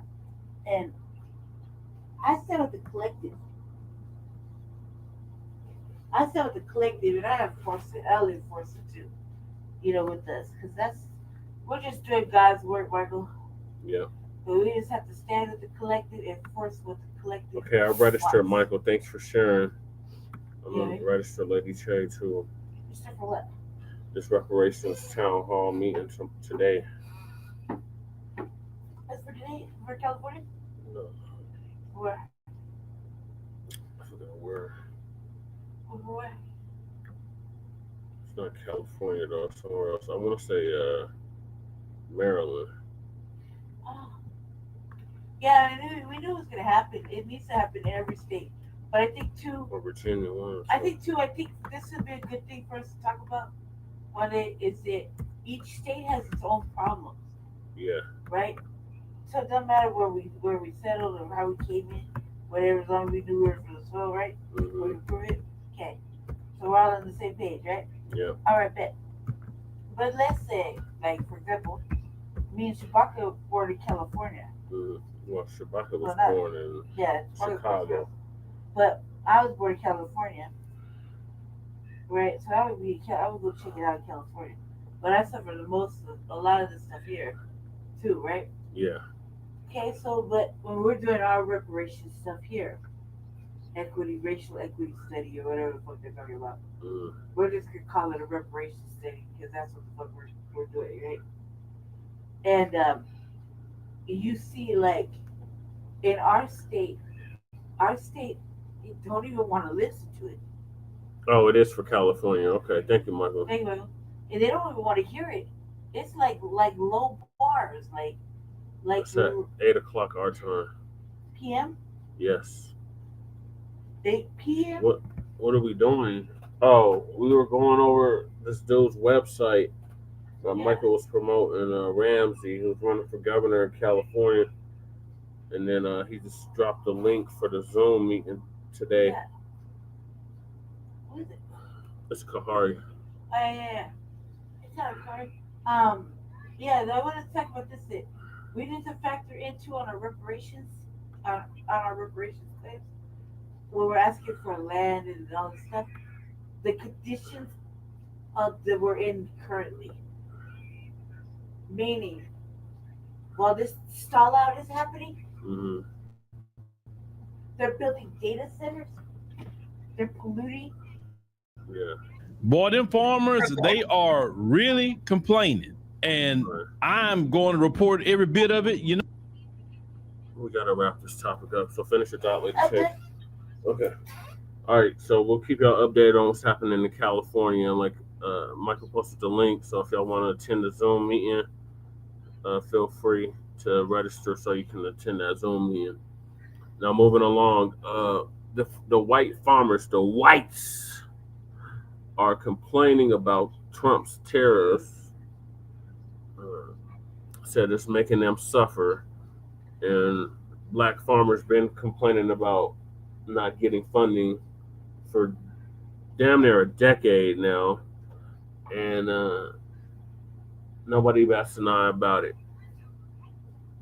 And the black farmers just continue doing what they've been doing without the funding, and we covered that numerous times on Front Line Blacc News and Shabaka's Black Experience Enhanced.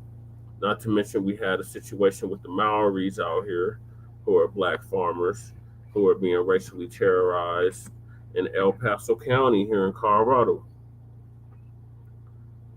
So now the whites in Iowa are complaining, white farmers, oh, I gotta pay this much to plant my seeds and all of this. And so Uncle Phil's gonna give us an update on that. You know why? Because our black farmers weren't getting anything, and yet our black farmers had to. Boy, them farmers, they are really complaining, and I'm going to report every bit of it, you know, because our black farmers weren't getting anything, and yet our black farmers had to struggle. Now, this farmer is going to be out of Iowa. Now, his congressman is there at a town hall. And I want you to watch exactly what he says to this congressman about and what he says about Trump. Let's check this out. My 39th crop. I started in 1986, the year I graduated high school. I could plant an acre of beans in 1986 for 30 bucks. It irritates me that you don't have the guts to acknowledge that the people do not pay the tariffs. I don't care if it's John Deere, Case, Caterpillar, all that stuff is outsourced overseas. And the guy that pays it is the guy that purchases it. I can buy a bearing for a combine and it's made in Taiwan or who knows where. Parts have over doubled in the last year, if you can get them. The dealer at Marshall has a backlog for almost 4 months because they can't get parts because of Trump's stupid tariffs. I think agriculture has taken a heck of a hit on a lot of misinformation, and he is not helping the farmer. I mean, we farm about 3,500 acres. We are going to be so far in the red. When are you going to stand up for us instead of kissing his ass for these trade deals? And the tariffs, more so the tariffs than the trade. Now, it was interesting to me that he said that he had about 3,500 acres of land, ladies and gentlemen. My question is, where do you get all that land from? That is a lot of land, right? Because I know good and well you didn't really purchase it, but came here to this country and it was somebody else's land. You know what I'm saying? But that's beside the point. He mentioned in 86 or so, he spent $30 to plant something. Man, the 80s is gone, bro. Them days is not coming back, unfortunately. Because if the 80s were here, man, we would be saving so much money. You know, I sometimes watch them videos showing the prices from the 90s and the 80s, and I remember all these prices too. I'm like, man, boy, we had them prices again. Anyway, so the majority of the farmers in this country are MAGA, period. And Trump was telling them before the election he was going to do tariffs. So it's not that like Trump finessed them. He told them, I'm going to do tariffs. And now they doing the tariffs. Now they paying for the tariffs. Trump then messed off all their soybean business. So they went, like we said from last night, from $12 billion to zero, right? Now they're having to pay a bunch of, basically an extra tax on top of that with the tariffs. See, they're starting to suffer financially under Trump. They're suffering big time. And on top of that, they thought that, well, we don't care about the mass deportations because the unemployment for black people, this is what they thought. Black people unemployment is so high because they only live in a bubble where they listen to, like Fox News or places like that, right? They don't actually get in real facts and understand that as black people, we are doing good. We are lawyers. We are doctors. We're engineers. We're entrepreneurs. We're athletes. We're musicians. We're podcasters. We're all kind of things in society, right? Law enforcement. We do all kind of things. We're not sitting around just hoping that they hire us for some low income job. I was talking to brothers and sisters today that all of them, you know, a lot of them college educated, professional jobs, just talking to them, black people right here. You know what I'm saying? We done our time with that long time ago. Y'all got that labor for free. Them days are done. If we gonna work like that, we're gonna do it for ourselves. You know what I'm saying? We work on our own farm like that, but working for y'all? No. So they got rid of the illegal immigrants working on their farms. So now they show a lot of them short-handed, right? Lost their soybean business and losing them farms. And you know what? People like Trump are cool with them losing them farms because them billionaires gonna go buy up all them farms from them, and then they gonna run it. Because the one thing about the corporations, they're greedy. They want everything. Listen, you didn't think they was gonna come after y'all when they started. Listen, the most wicked thing that local government, state government, and the federal government allowed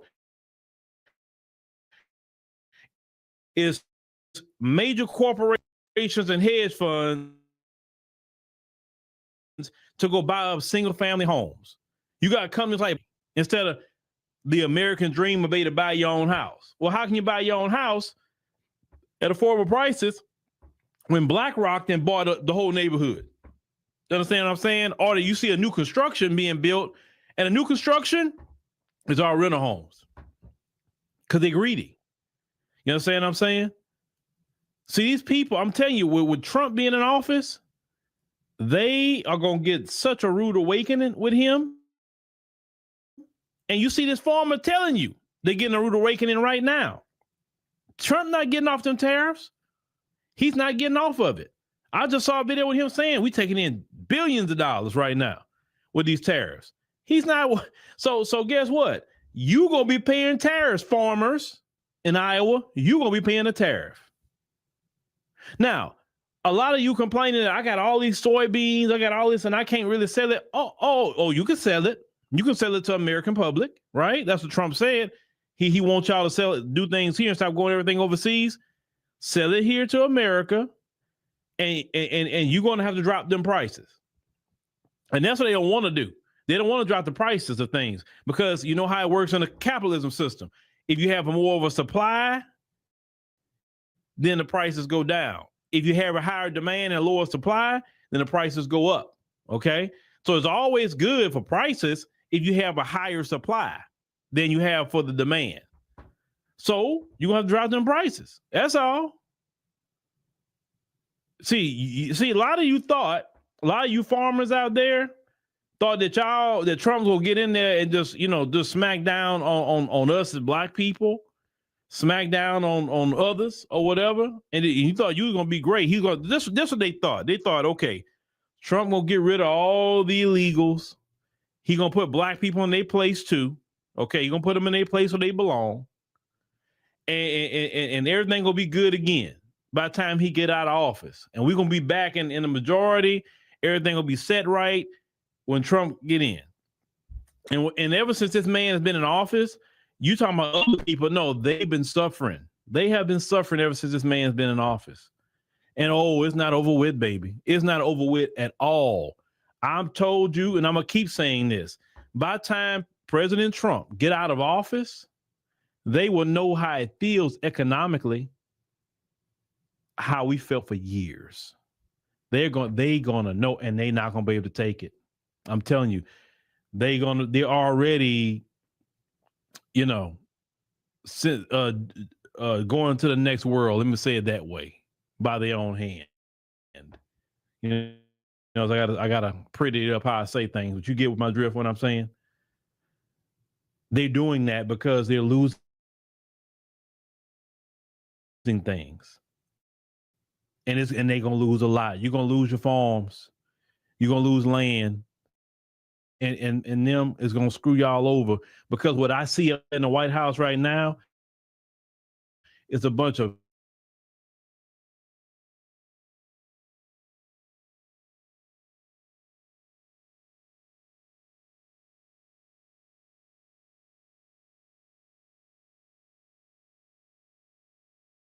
hell with everybody. See, the problem with a lot of you, listen, you got the billionaires and everybody else. Talk about in the white community. The issue is, and y'all been falling for this forever, and black people told you, poor white people, we've told you for years, you think you equal to them.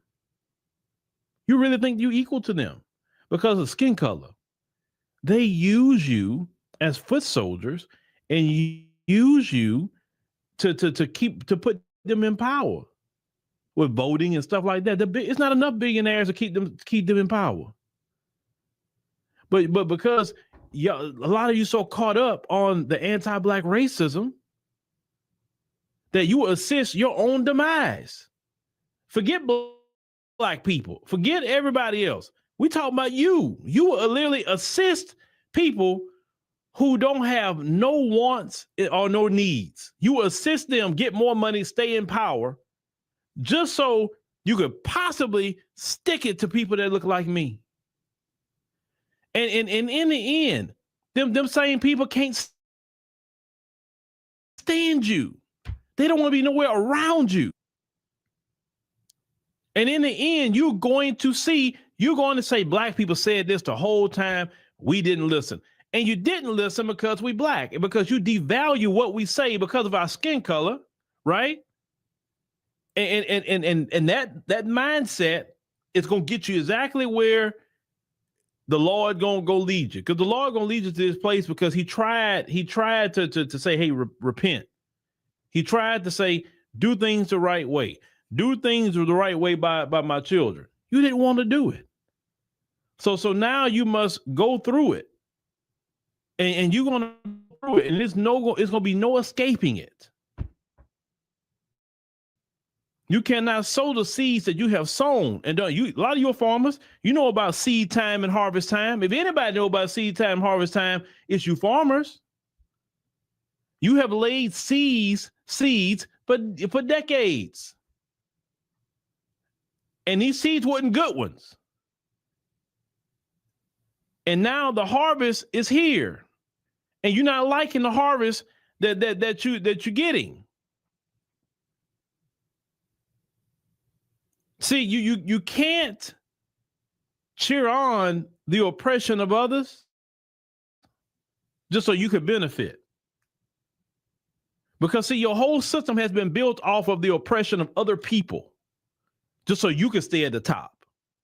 Your system wasn't built on truth and righteousness and equality and being good to your fellow man or woman. It built that. It was built to, I have to physically oppress them. I need to colonize them just so I can stay at the top. And that system is crumbling.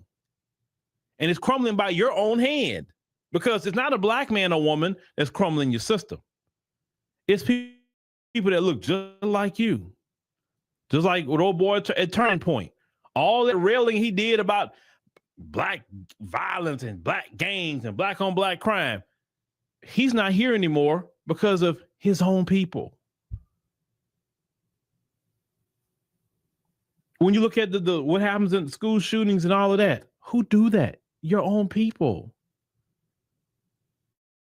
If y'all would take the energy you have toward the black man and woman and put it to your own people, you could probably prevent a lot of your problems. But unfortunately, it's in your culture to have an enemy, and the enemy is definitely the black man and black woman for sure.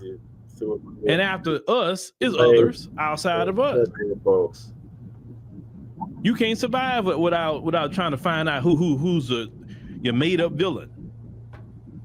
Do you feel me? Yeah. So you crying and complaining, the black farmers got to pay the same tariffs. Do you see the black farmers crying? No. The black farmers gonna do like how we are. Black. One thing that black people we do, we know this. Man, we figure it out. That's how we say every time. We will figure it out because we have no choice but to figure it out. We can't go cry to our congressman because they ain't gonna do nothing about it. So what's the point of crying to them for? Right. But you thinking you can go cry to them and they gonna do something for you, man, please. Y'all been getting hand over fist with government subsidies and all this free money from the government forever. Not only that. And now it's drying up, or now you got to pay tariffs. What happened to all that free money you got from the government all them years? You should have a bag, right? You should have a bag. Yeah. But you don't. What you did, you tricked it off? What you did with it? Ain't nobody feel bad for you Iowa farmers. Right. No. Because our black farmers don't get anything. Nothing. And they figure they somehow make it. And guess what? During all this turmoil, the black farmers not going to lose their farms. They're going to be just fine. Y'all going to lose y'all farms. Then you're going to be crying to the black farmers, how you making it? You not in trouble with your land? No, I'm not in trouble with anything. I'm good. Well, how are you doing it? You getting money from the government? No, never got money from the government. What are you talking about? That's y'all. Right. See, they don't know how to make it. That's why I tell black people we in the perfect position. We have all the knowledge of how to make it and survive and even thrive. Yeah. And they don't know how to do that, y'all. They don't. They were about to get a master class in economic suffering and they not gonna like it. But we gonna be fine. We'll become rich in hard times. We always have, because that's just kind of people we are. Right. But yeah. So You know, it don't feel good to suffer economically. I don't wish that on nobody. But you know what? Hey, man, like my grandma and them would say, you know, hey, every dog got his day. You know, we had our day for a long time. Now it's your turn. Right. Exactly. So don't expect us to put the cape on for you at all. All right, Leche, what's your thoughts on that? The white farmers. For them. I don't feel sorry for any of that. That just like they didn't feel sorry for. So it would seem believed in. They don't even think about them. They don't think about them at all. They have never thought about black farmers or black agriculture at all. So I don't care how they feel. I don't care that they're suffering. Suffer shit. Right. Because that's how they wish upon us. They're still in land. You know what I mean? They want us to suffer. It's still our land and everything. So, well, not fair is fair. It's good for the goose, good for the gander. So, yeah. All right, couldn't I said it better myself, Lady Che? All right, so hopefully this will be the last video we do on this bastard here on the screen. Charlie Kirk. May he rest in piss and shit. There's black students that's facing backlash now after mocking his death of him getting pew-pewed in the neck. So Afro Elite's gonna give us an update on that. Getting pew-pewed in the neck by another Nabisco, to quote our brother Church of Black Power, or another Mayo, and not a black person, as Charlie Kirk would always say, oh, black people are so prone to crime. They're so violent. No, cockazoid. Your people are violent and crime prone. They've been committing crimes since they came out the goddamn caves. So there we go. Free speech, absolutely. His supporters don't believe in free speech at all. And the target of are black students.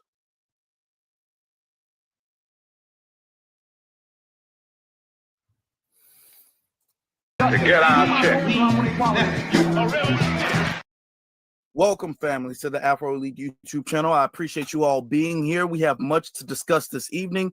Thank you all for coming in. As you all are coming in, what I would greatly appreciate you guys do is hit that like button, subscribe button, notification button, so that way you guys don't miss out on everything, because we're kind of getting messed with right now. We'll discuss that a little bit later on. I just want to welcome you all in so we can inform people about the situation, because things are changing. It's a lot going on. So I'm glad that you all are here. I'm glad that we get to have this opportunity to inform the community and the situation about what's going on, to allow everybody to know what's going on, and for us to give the call of action, the call to action that is necessary. All right. So I know we've been talking about the situation with Charlie, but it's developing. We're learning as it's developing. Okay, we're going through the process. It's not just one event and it's done. The events are unfolding in real time, and we're following the events in real time as they're unfolding. So let me remind you all that after the death of Charlie Kirk, which we all knew was not done by a member of the black community. We all know it was done by a member of the white community. We knew that from day one. We knew that. All right. Not only that, black people were not involved. HBCUs were not involved. We had absolutely nothing to do. We didn't orchestrate it. We didn't plan it. Nothing of the sort. Nothing of the sort were we involved, yet we were threatened.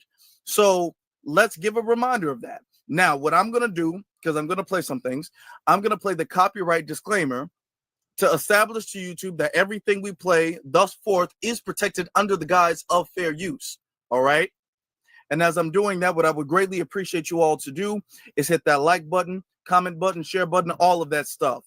Let me play the copyright disclaimer to establish to YouTube that we follow the guidelines over here all of the time, all of the guidelines. Let me just double say that. All right. But let's go ahead. Copyright disclaimer. Under Section 107 of the Copyright Act 1976, allowance is made for fair use for purposes such as criticism, comment, news reporting, teaching, scholarship, and research. Fair use is a use permitted by copyright statute that might otherwise be infringing. Nonprofit, educational, or personal use tips the balance in favor of fair use. Okay. So this is the first clip I have to play. Let me pull this up real quick. This is a good reminder of where we left off.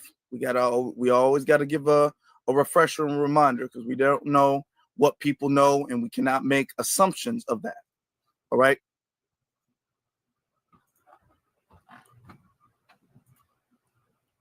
Now, historically, Black colleges and universities across the country are currently under lockdown after a slew of threats that were called in today. Moments ago, Spelman College announcing a shelter in place over the threats, including at Clark Atlanta University, which is near their campus.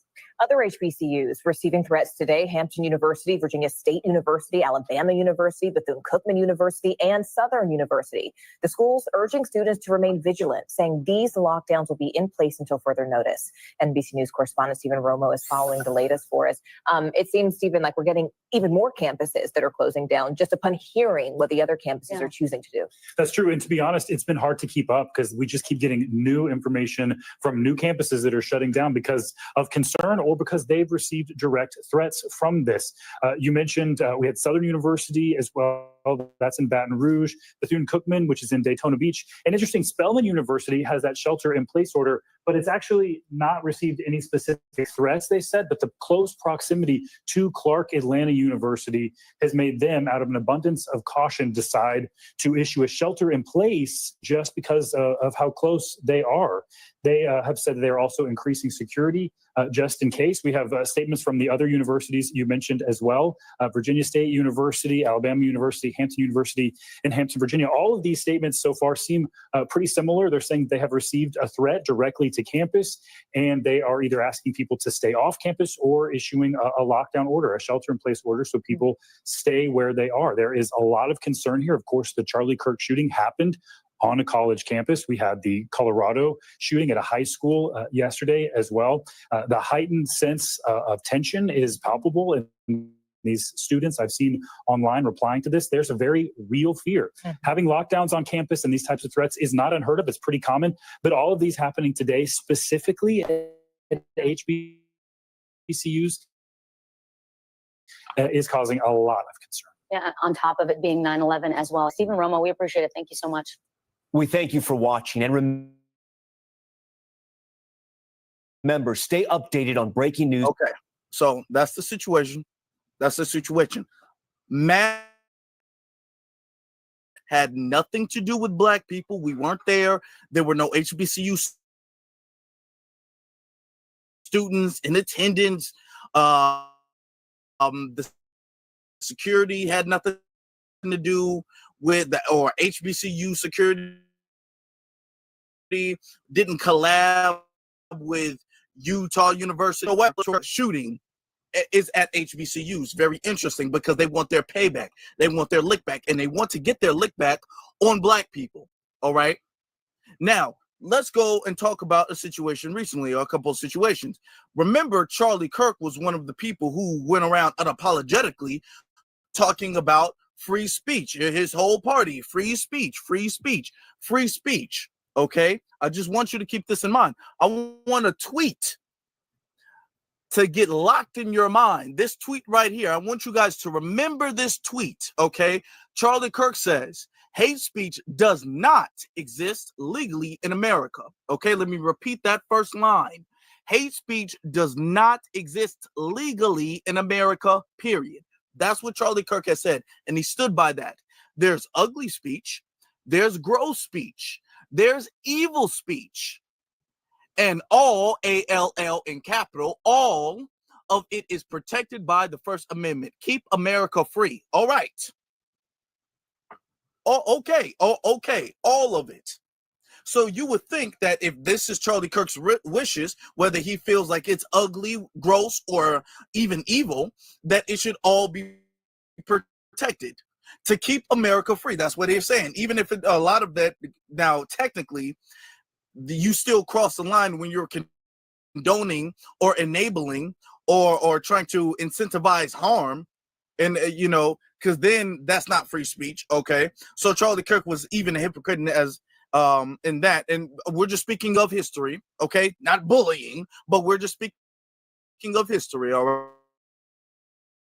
right, now going into colleges, and it's interesting because you've had some situations with some students as of late, and the students have actually gotten in some big trouble. The situation, I'm gonna play the video right here. Hold on. Let me show you guys. Let me play this tab and zoom this in right here. And then look at this. Look, here we go. Oh Lord. Okay.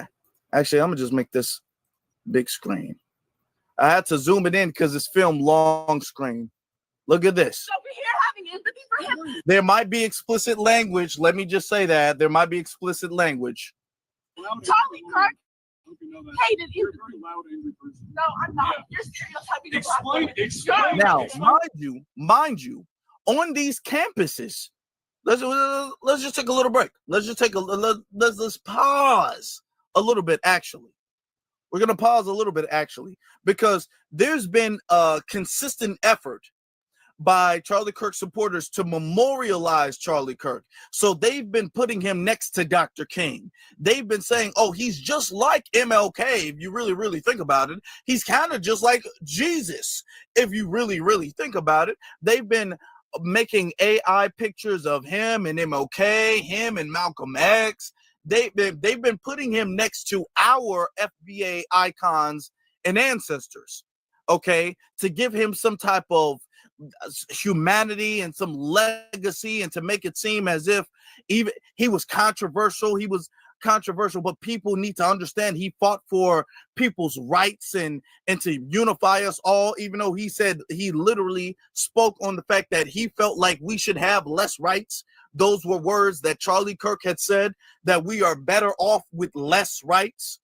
Okay, so Charlie Kirk has said on several occasions he does not believe in our equality, the equality of black and white. He does not believe in that. Okay, he's made that abundantly clear. We're not going to sit up here and act like that's not true. I'm speaking on the truth of the person. Okay, this is journalistic integrity. This is not bullying or being artificial. But if we're going to talk about somebody, even when they pass, not to kick nobody when they're down, but when do we ever allow inaccurate history to be told about somebody because their death was tragic? We don't do that. And we won't do that now. So because of the fact that you've had his supporters out there going above and beyond to memorialize Charlie and make Charlie seem like some type of hero, Charlie, he's a champion of the people. He was a martyr. That's what they're saying. I mean, they lowered the flags for this man who was never a politician, who never served in the military, who didn't even graduate college. And you have a whole bunch of college campuses who are allowing him to be memorialized. And the black students are speaking out against it. The black students are like, no, you're not going to sit up there and do that. He was technically a terrorist. He, by the definition of the FBI, I'm just going off the definition of the FBI, he was a terrorist. And he was a racial terrorist towards my people. And I'm not going to sit up there and allow y'all to make him some type of some prophet, okay? That's right. Some saint in front of in this school that I gotta pay to go to. Absolutely not. So they're expressing their disapproval. Just like the white students are allowed to express their approval of Charlie Kirk and his messaging, the black students are allowed to express their disapproval. Right. And this is how the situation is turning out. Okay. Why rest in peace is bad. Explain why murder was good. Are you mad about that? You live by the gun, you die by the gun. You're and that's exactly what just the like fuck he got. Live by the defense. What He the died fuck by are you defense. bringing up Kirk's boy? Live by defense. Died by defense. Exactly why he's fucking dead. He died by defense. Charlie Kirk said George Floyd was the scumbag that deserved to die. So Nobody Charlie deserves to Kirk die. was the scumbag that Nobody deserved to deserves to die. die. Get your And breath. America isn't fucking great. America fucking It sucks. should be great. It's not. But people like you kill people. Shut the fuck up. That's what you do. You're killers. Shut up. You're just murderers. Who is y'all? Who is y'all? There's a white man killed Charlie You shouldn't Kirk. disagree with this. A white man killed Charlie You're Kirk. about race. Oh, yeah, you obviously do. Why are you saying y'all? That's derogatory Don't as laugh. fuck. Don't laugh. Who's the left? I don't identify. I know. Well, you're getting mad over I medicine. identify as Please. humanity. Justify murder.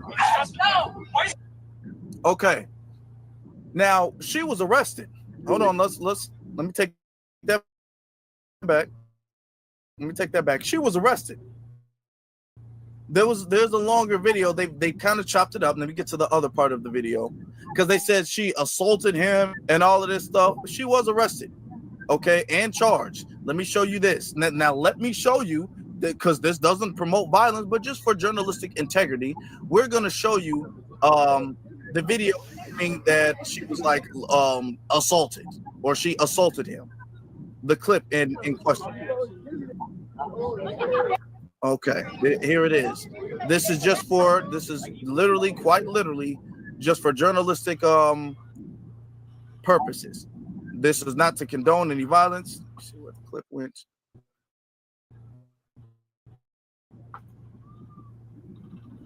Hold on. Okay, hold on. You know what? Actually, I just rather show you this picture, to be honest. I'd rather show you the picture of the quote unquote battery because she got a battery charge. I don't even want to show you the video due to sensitivities right now. Okay. So while she walked past him, he was wearing a hat and she tapped the hat. Okay. They were going back and forth as she walked past him. As you can see, she's very frustrated due to the promotion of a terrorist. Okay. And she tapped his hat. Because she tapped his hat, they said that was battery. And she was expelled and arrested. Okay? That's that's the situation. Okay? Should she have tapped his hat? No. Nobody's saying she should have tapped his hat. But that's a super, super extreme reaction to say that that's battery. You need to be arrested for battery now, for tapping somebody's hat at that point. Okay? Now he's allowed to go out there, and doing this is also taunting the other students. Just to keep this in mind, because they're out there memorializing Kirk and comparing him to MLK, which is deliberately they're deliberately doing that to trigger students, to trigger the students at the HBCU. Let me show you this video. Okay. You can say that. Hold on. Here we go. Here we go. Let's show it this way. StreamYard has switched stuff around, so I gotta press a couple of buttons, right? Now, I will say, in this type of time, they are going to try to trigger you. Let me give this advice out here, okay?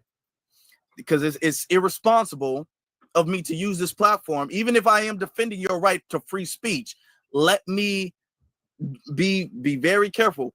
The second your hands get placed on somebody or somebody else's thing, then technically the free speech thing is violated. Now, are you being charged with battery? Can that be let go? Was he assaulted? Was he hurt? Was he injured? No. Okay, but they are out there trying to trigger you into instigating something. I want the Black students to be very aware that this is going to be triggering times right now, and not to fall for the bait. All right, I want us to, even if I'm gonna protect, because I'm always gonna have your back no matter what. Okay, but I am gonna, like a coach, I'm gonna pull you to the side and be like, hey, don't fall for that bait now. All right, so we got to. It's a learning lesson as well too with that. All right. So let me show you, but they are trying to trigger students. Messages that makes him similar to MLK in that way. What change was he trying to enact? So you can say that. Now he says right here, Charlie is our generation's MLK, and you got a few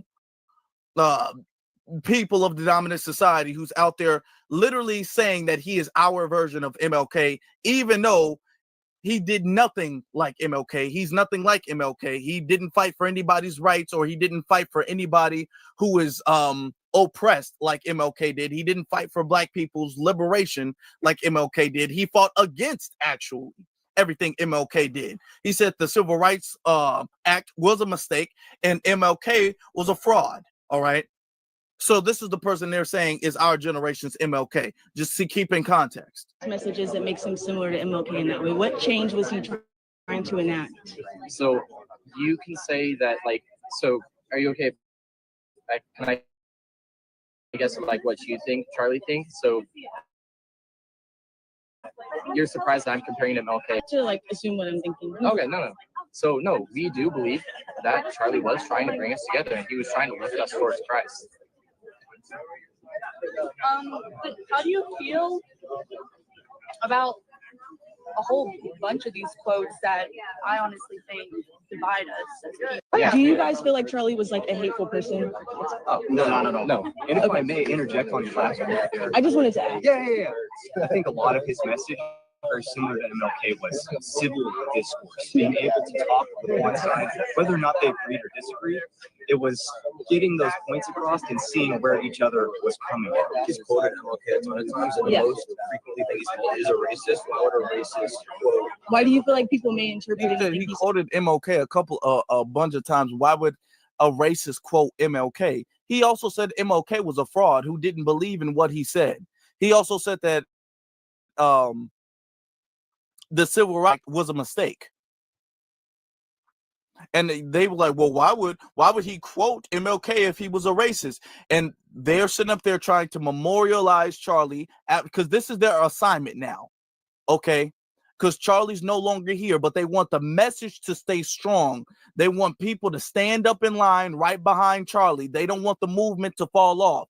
So what they got to do is make a hero out of Charlie Kirk. They even have the college students working and doing that on that behalf, trying to make a hero of Charlie Kirk. So they're out there and on multiple campuses trying to memorialize Charlie Kirk. This is not them just saying, oh, well, it shouldn't have happened to him. Now, let me take this back for a second. Let's roll back just a little bit, just a tad. Let's roll back a tad bit, because at first they were saying, well, you know what? I don't agree with what he said. That's what they started with. I don't agree with what he said. I just feel as if, what happened to him was wrong. And I just feel as if we should just focus on that in the tragedy of his wife and kids, because they were there in attendance. Okay, turns out they weren't there in attendance. Okay, well, let's just focus on having empathy. Okay, well, turn out Charlie didn't want empathy. All of this is because they wanted us not to put a stain on Charlie Kirk's legacy. All right, that's what they wanted. All of the, okay, well, I didn't understand and I didn't agree with everything. I just feel as if we should just not celebrate his death. Okay. But y'all saying y'all don't want us to celebrate his death, but you guys are memorializing him. You guys are making literally there's petitions around for statues to be made of Charlie Kirk. Okay. You guys are making Charlie Kirk out to be some type of martyr, as you guys are telling us not to celebrate certain things. All right. You guys are doing that. So it's more than just him passing. You guys want his legacy. That's the important part. Not just his life, but beyond his life. Y'all want his legacy and what he did in this world to stay here and to increase and to spread. This is beyond his life and what happened on the day of 9/10. This is beyond what happened last week, that individual day. This is about what he was, who he was, and what he represented. They want what he represented to be continued. All right. This is more than, so this is why all of this, you know what? We should absolutely, I get you dislike him, but let's just focus on what happened. No, because that's a way to distract us from the bigger picture that you guys are trying to continue the message. All right. as our Madonna says, let's please get these likes up. Right now, we're going to be making, we got some things we got to recover from, and we'll discuss that a little bit later on in the live stream. We got some things, okay? We got to recover from. But let's continue with the live stream, right? Let's continue. As is racist.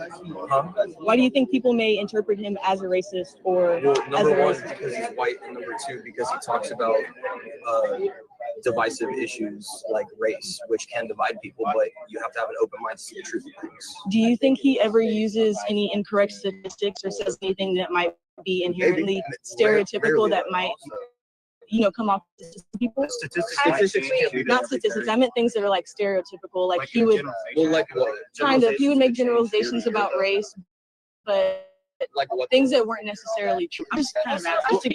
Okay.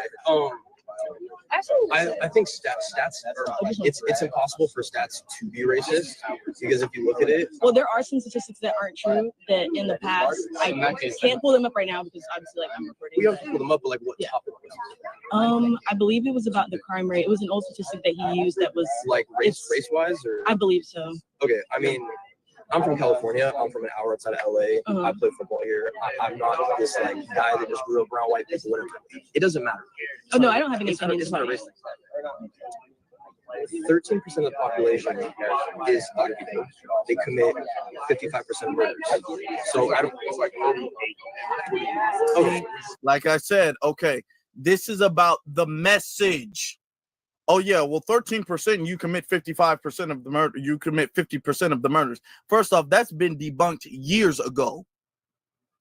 That's been debunked years ago. These are college students. These are the impressionable minds that Charlie Kirk was going around the country and trying to indoctrinate. And it looks like his messages indoctrinated them successfully. So it's not about, well, you know what? I don't agree, but I think we should, as Americans, we should learn to agree to disagree without any type of violence, and we shouldn't resort to violence and all this and all that. No, it's not about that. It's about the messages, okay, that they want to be continued. Around 50% from 13% of the population. So it's not a race thing, it's a heart and mind problem, regardless of what your race is. But unfortunately, people that grow What do you up, mean a heart and mind problem? people that murder people and commit crimes have a heart and mind. Black So, people have a Now, heart and mind? it's interesting. He's bringing up black statistics in the wake of Charlie Kirk's shooting. In the wake of Charlie Kirk's death, and Charlie Kirk was not shot by a black man. Nothing a black man did to Charlie affected Charlie. Charlie was not affected by a black man. But yet you're bringing up black on black crime. God, it's kind of similarly, if you think about it, kind of similarly to how Charlie Kirk did right before his death. Isn't that ironic, don't you think? That's a little ironic, don't you think? That's the same thing. Now you're spewing this information, that you're bringing this stuff up to demonize a group of people, okay? The same group of people Charlie Kirk was doing, he died doing, okay? That's the same group of people you're going above and beyond to demonize. And you're talking about a heart and mind thing. Charlie Kirk was talking about that too. And then it was one of his own people, it was a member of his own community that did him in. All right. But yet we are still the focal point, and they want the mission to continue. They want the word to continue. Okay. And Charlie Kirk's indoctrination to continue. That's what they want. There's only a little bit left. And these are the things that's going around. If he's saying this on camera, you can imagine some of the things that are being said about black people when the cameras are off. No, I'm just trying to figure out where we're correlating. I'm saying when over 70% of black homes in America are fatherless, you have a big problem. That's a big problem. I think if you have fathers in the home, sons respect parents, because if you don't have a home, you don't respect authority. You can't respect anybody if you don't have a father. So it's not Black people.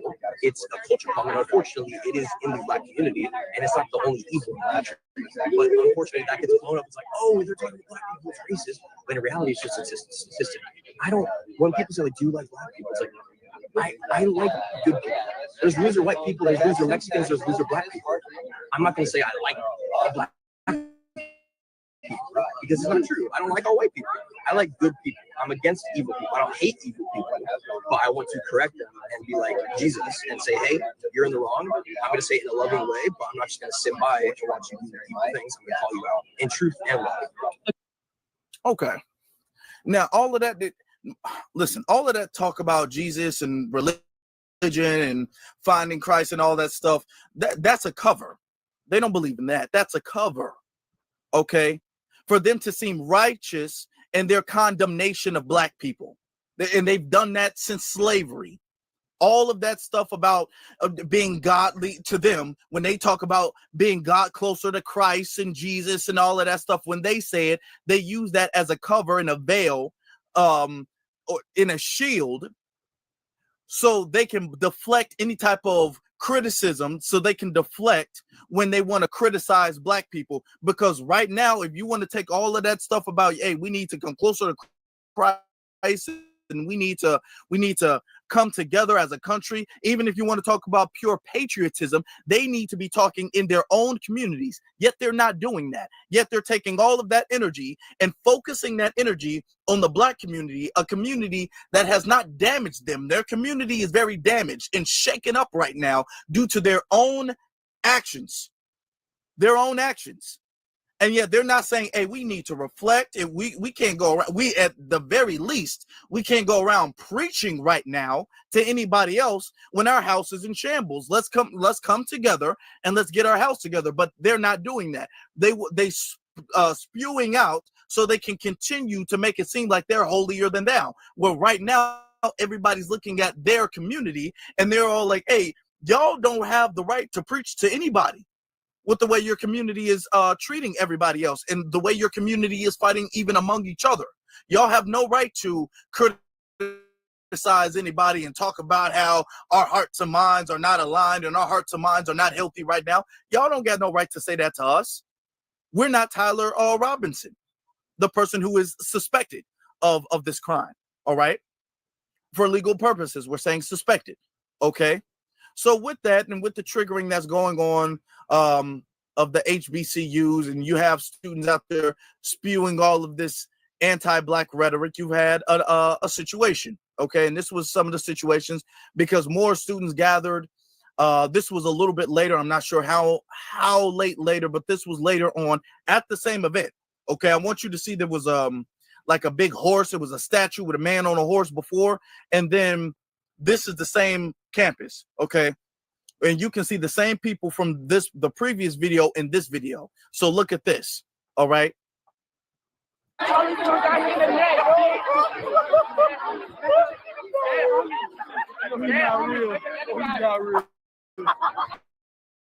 really. Oh my God.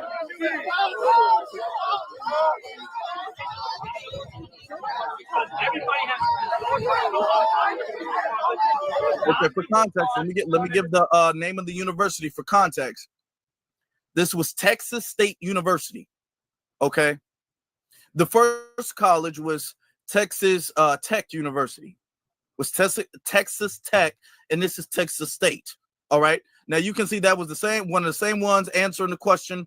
The one in the khaki shorts and the black shirt with the hat on with the flag in his hand. He was one from the previous video. So this is the same day, just a little bit later after the crowd really gathered around. All right. So you can see he's out there and he's saying that he's expressing the fact that he's mocking the fact that y'all are trying to memorialize Charlie.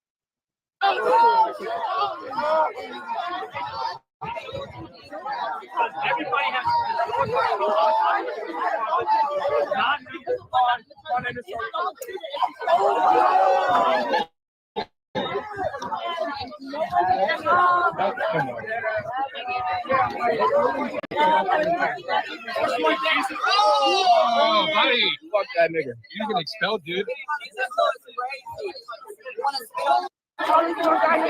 Okay. Now the spitting thing. Let's play that back.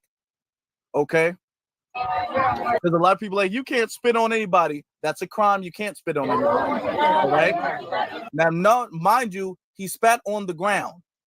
He spat on the ground. Okay. He did not spit. Nobody reacted to it because nobody was spat on. Okay. Oh, buddy. There's rumors going around that he was around there spitting on people, and that's clearly not what you saw in the video. You're seeing the video yourself. All right. So anybody saying, "Oh, that student, he was expelled because he spat on other students," that's a lie. And we're not going to sit up here and lie. That's a lie. That's not what happened. Okay. Now, he's been expelled. He's been expelled. Him, like the other student, has been expelled. And the university has come out with a statement condemning his actions. So this is this thing of like, okay, well, these students are being expelled. That's very interesting because you guys have allowed. Now, somebody is saying it could be staged, but the thing is, it might not be. It might not be staged. He's expelled for, I guess, violating policies or something like that. They're very vague. It could be, it could not be, because let's be honest. They're looking for people to. The thing is that they're looking to get their lick back right now, and they're looking to punish Black people. They're looking for punishment, and they don't want the punishment to be in their community. They want their punishment to be outside of their community. Okay. So schools are doing things they're specifically targeting Black students. What I need Black students to understand that this is a triggering thing, but not to fall for the bait. Now, my thing about universities being hypocritical, because if you guys are going to allow Charlie Kirk, who was by definition a hate mongerer, by definition, he didn't say controversial things. He said very racial things. He said things that are on the line of terroristic. Okay, when he condoned different murders and of Black people by the police and by other people. Okay, whether that's George Floyd or whomever.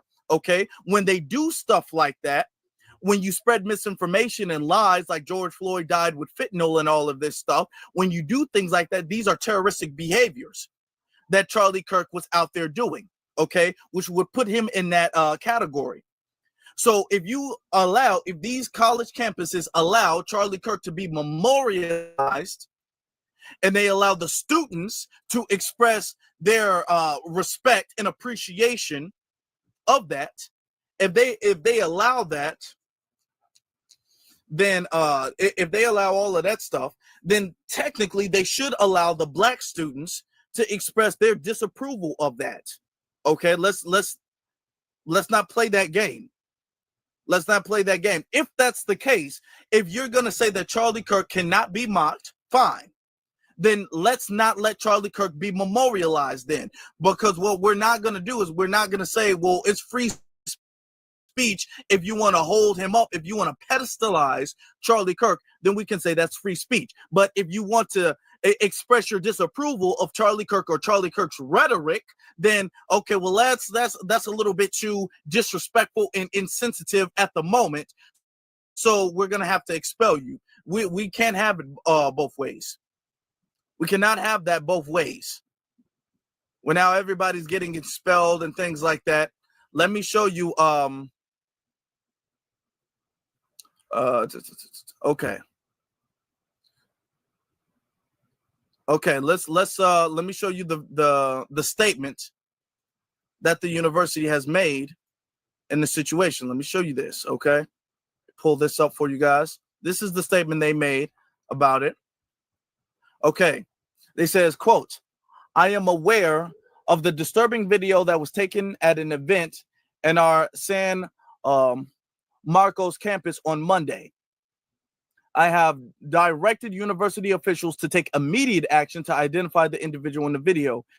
Behavior that trivializes or promotes violence That's very interesting, because is that not what Charlie Kirk did? Did he not trivialize people's violence or promote it?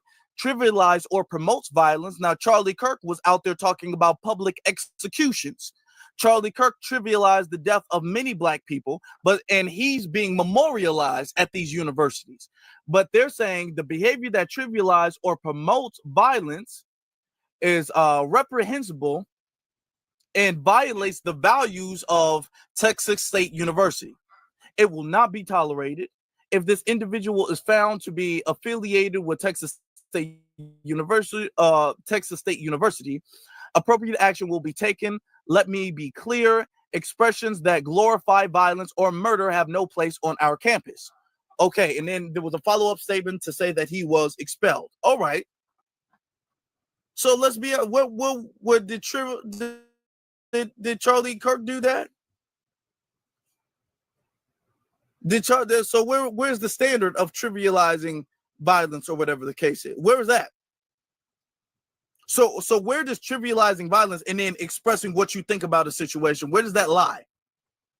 There was a unique targeting of Black students, even when it comes to free speech. And to be honest, there's even a deadlier targeting I'm starting to see. I don't know if you guys have seen this situation. This situation is still unfolding, so I don't want to say too much yet of the situation, but I am going to say what I have to say about it. I am going to have to say this, okay? Let me put this up, the big screen. There's been a lynching of a Black student in Delta State University in Mississippi. So we're going to look into this situation a little bit. Now, I want you guys to keep in mind, this comes after multiple threats, several threats have been made to HBCUs. Several threats, have been made to HBCUs, and now you have a student who's mysteriously been lynched. Okay, a Black student who's mysteriously been lynched. Is it a coincidence? I'm not sure about that. I'm not saying it is or isn't, but I'm not sure about that. Okay. Other news, a Mississippi family is searching for answers tonight after the death of a college student. 21-year-old Trey Reed was found hanging from a tree at Delta State University on Monday. Just a short time ago, we heard from his family's attorney. WRAG's Mike Sirianni shares the latest on the investigation. Delta State University, with your false narrative, you need to proceed with caution, because there will be consequences for this. Hattiesburg, Mississippi attorney Vanessa Jones speaking out Tuesday as family of 21-year-old Demartravian Trey Reed listened quietly in the Grenada church Reed attended. The freshman at Delta State University found dead Monday morning hanging from a tree on campus. Monday, just hours after Reed was found, the university announced, "At this time, there's no evidence of foul play." Reed's family outraged after Bolivar County Coroner Randolph Seals Jr. issued this statement, quote, "Based on the preliminary examination, we can confirm that the deceased did not suffer any lacerations, contusions, compound fractures, broken bones, or injuries consistent with an assault. At this time, there is no evidence to suggest the individual was physically attacked before his death," end quote. Attorney Jones says DSU is leaving the Reed family in the dark. Now, let's okay, it's a sensitive situation, very sensitive. But I want you guys to pay very close attention to what she has to say right next, okay? We need answers. As of this point, the family of Trey Reed has not even received a phone call from the president of Delta State University and to tell them exactly what happened to their child that they entrusted to Delta State University. Jones says the truth of what happened Monday should be easy to find. Because if this young man was on the campus of Delta State University with all these cameras and all this modern technology, from the moment he left his dorm room or entered that campus, there should be surveillance of all of his actions. And that's what we want. For your news leader in Grenada, Mississippi, Mike Suriani, WR. Okay, very, very, very important question. I'm glad that she's on it as far as that's concerned.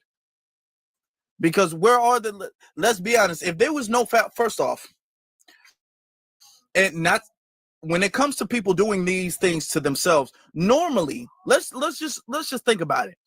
If this young 21-year-old wanted to take his life away from himself, when people try to do that, people want the first attempt to be the only attempt.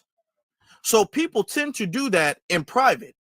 I want you to just think, we're just going to walk things through. You're not going to go outside and do it on a tree at a college campus where anybody could see it and then stop it. You wouldn't do that to yourself. Even if you wanted to do it, you wouldn't do it to yourself on a tree. That's why anytime somebody's saying, oh, well, it looks like he did it to himself on this tree, you know it's a lie, because anybody who wanted to do that to themselves wouldn't do it to themselves outside, because people would stop that. You want to do it yourself where you're already gone before anybody even finds you. That's why most of the people who do that, and you can look up documentaries and things like that, and I'm not condoning it or promoting it. If you feel any thoughts, like, let me just say this. If you have any type of thoughts of this type of action, doing these things to yourself, seek professional help. Let somebody know and seek professional help. I'm going to say that right now. Okay, there are numbers you can call. There are people you can reach out to and seek professional help. Now, in cases where you see stuff like that, number one place you see stuff like that is in people's house, either in their bathroom or in their bedroom, because people can close and lock doors and they can have done what they have done and for so long that they can't be bought back by the time people actually have found them. That's why people go in the bathroom, and whatever method they do it in the bathroom, or they go in their bedroom, and whatever method they do it there. Because by the time somebody actually like, hey, I haven't seen you in a while, and then they check the bathroom or check your bedroom, it's already too late to have saved you. They don't do it out in the public. That's how you know. You can look up documentaries and find that. Okay, I'm not breaking any news. All right, and you do that at a college campus. Okay, this is around schools. It's not like school is out, nobody's at the college campus. You're doing this outside. School is all out. There's students that come in and out. Dorms, this is a student where people dorm at. So it's not like this is some type of community college where, after 10 o'clock the lights go out and then everybody in the staff goes home. This isn't that. So people are always coming in and out, 1 o'clock, 2 o'clock in the morning. People could have seen you. So nobody saw this brother, is what they're saying. There was absolutely no foul play. There's no cameras around, because if he had a dorm, they should be able to track when he brought himself out from the dorm with whatever noose or rope, and he did it to himself. Even if they don't have the camera footage of the tree and of the situation,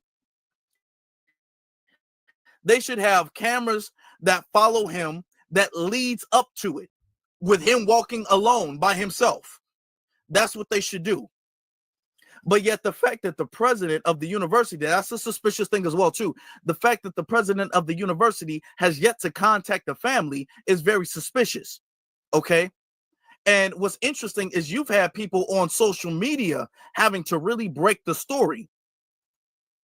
And they've had to be the ones who really put the story out there before the story got any recognition or anything like that. Let me show you guys some of the things. This is one of the people who are saying that he's his cousin. So the family has not come and denounced that. So we're gonna take that for what that is. Hold on. Where is it? Okay. It's right here. Cousin. Oh, no. Okay. Okay, hold on. It's taking a second to load up. Taking a second. This man right here. Okay, let me share this tab. This is the man who claims. Now, I have no proof that he's not telling the truth. I don't know if he is. I don't know if he's not, but we're going to just say that he claims to be, and the family has not said that that is incorrect. All right. So he's the first one I've seen as the date has made the video. I think this is a repost of the video, but this is what he had to say. While I was a freshman, they yelled at me and my friends and called us a bunch of monkeys. Please do a deep dive on this. Please, please, please, please do your research on this. Okay. Do not let them sweep nothing else under the rug. Enough is enough. It is 2025, and bullshit after bullshit after bullshit is still getting fed to us. Enough is enough. We got to wrap it up. Okay. Trump. So he's saying this. Listen, I'm going to say this if he is or if he isn't. If he's his cousin, that's fine. And I respect the fact that the family's actually saying something about it. His cousins are saying something about it. If something like that happened to me, I want my cousins to say something about it. If something like that happened to my cousins, I would be the one. Y'all know I would be the one saying something about it. If you're not his cousin, don't claim to be his cousin. I'm not saying he is or isn't, but if you are not, don't claim that. Okay? This is almost similar. This is reminding me about the situation with Carmelo Anthony, where you had a whole lot of people who just popped up out of the woodworks talking about how they knew Carmelo Anthony and they knew Austin Metcalf, and there was some party at a pool or something like that, and they had beef, and there was the girlfriend that was involved, and that stuff is not helpful. That stuff will not help. Even if you think saying, oh, I'm his cousin and I'm heartbroken and I need help and my family's, that stuff is not helpful. Lying is not help. I'm not saying he's lying, but lying is not helpful right now. Is doing more harm than good, to be honest. So anybody coming up with anything and lying, exaggerating, saying things that are not substantiated is not helpful. And we need less of that. We had a lot of that with the Carmelo Anthony situation. All we need are facts right now. So this is why, and I've seen this situation unfold and many people give their takes, and I waited for either the family to speak on the situation or the lawyer to speak on the situation. Okay? Because I don't need a whole bunch of people be all like, he was my best friend from high school. I don't need that. We need official documentation on these situations. So all of that, you trying to get some clout and click, and I'm not saying he is. I'm not saying he's not hurt. I'm not even saying he's not related. I'm saying that too many people use this and they exaggerate for whatever reason, and that's unhelpful. And we don't need any more of that. Let me get to Yeah, it is unhelpful.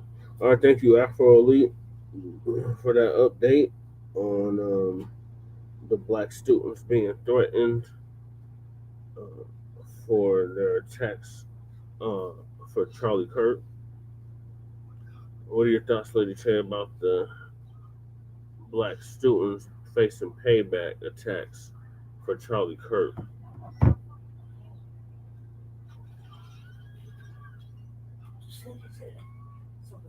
You already talked this week.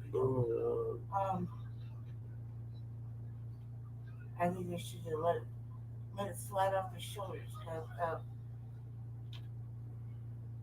there's nothing really you can do about it. So why did I say so? All I can do is just have to keep to they have to do what they have, what he's doing, what he did. He had an opinion, right? And opinions are free, like everybody, and everybody has them. So they just gotta think about it like that. So the thing is, though, they shouldn't have to be punished for it. He had an opinion of state public policy. I get it, cuz if you're not gonna do that instigating shit like you did yesterday, you're asking a fucking question. They shouldn't have to be punished. You're not gonna do that like you did yesterday. Don't fucking question me. Why do you, if you're gonna do that, why even ask me?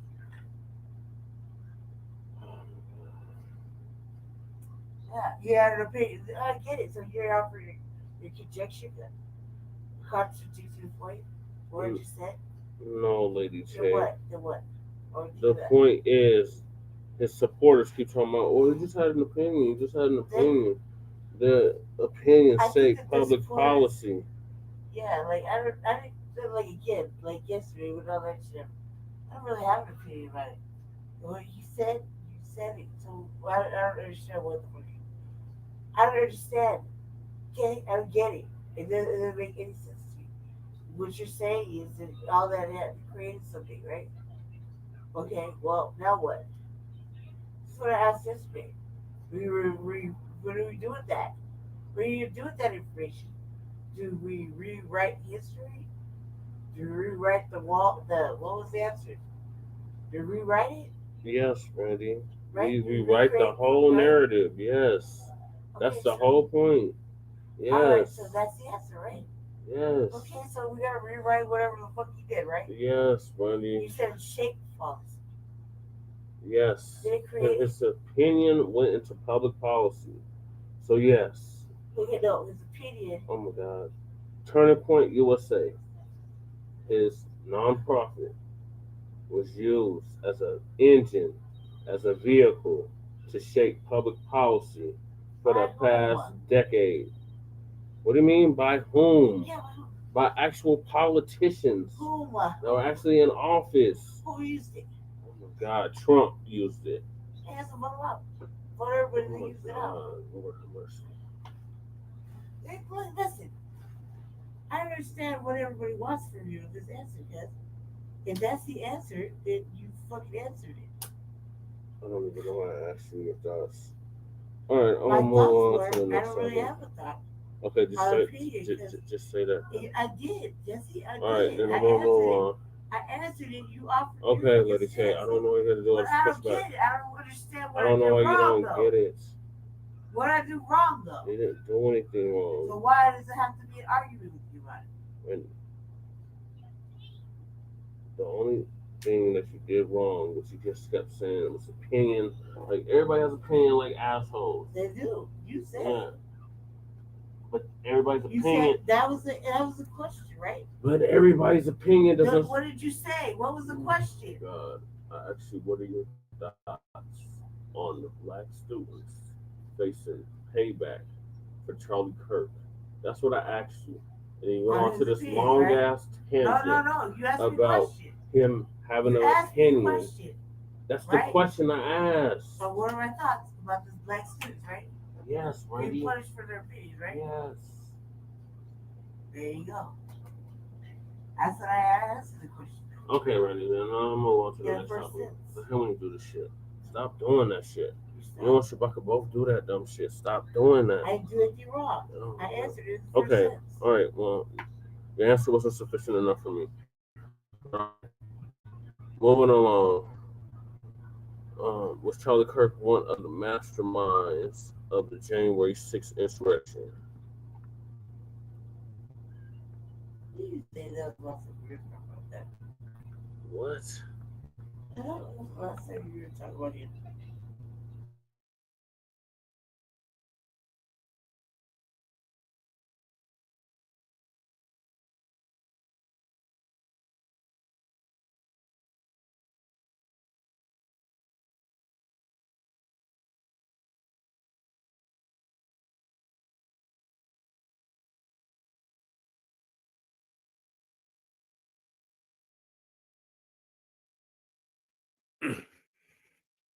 All right, family. Black Power is the truth hour with General Sarasun Seti. Kick back, get your mind ready for some information that's guaranteed to be heavy.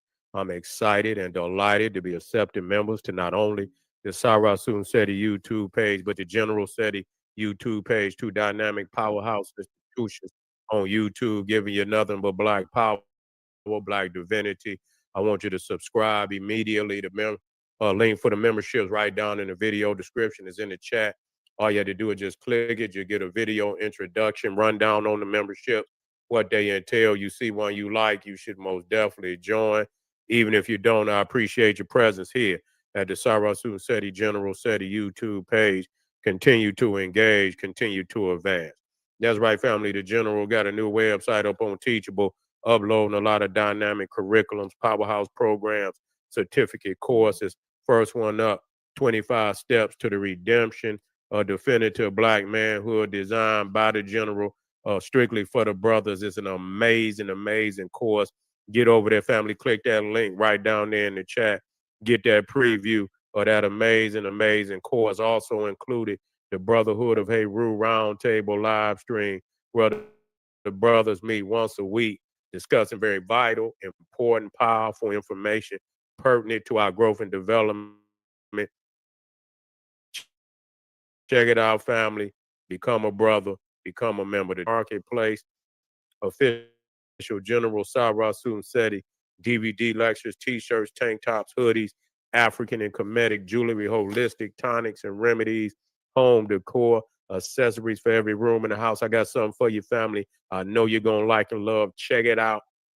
Check out that catalog. Get a discount. Shop and save and shop. Everybody know the General got the pop in his page on Patreon. By far, over 500 exclusive live streams. You already know, strictly fire. It's an amazing, amazing video library. You should not be without it. Click that link in the top of the chat and become a member today. That's right, family. To all those out there that donated to the General, I thank you. I appreciate you for the fact you appreciate me. Any of the family out there would like to donate to this hardworking General up late at night, still dropping information for the family, waking them up. Click that link over there and donate, and I appreciate you very much. Make sure you subscribe to all my YouTube channels, King Seti, General Seti, Sarasun Seti. Rock that notification bell. Get a video a thumbs up, like it because you love it. Share it with your family and friends. And comment. Just don't say nothing stupid because I will ban. Now, as I continue to do research on this man that they call Charlie Kirk, a provocateur. You see, in every sense of the word, nothing but a provocateur. Every sense of the word, stirring up fires everywhere.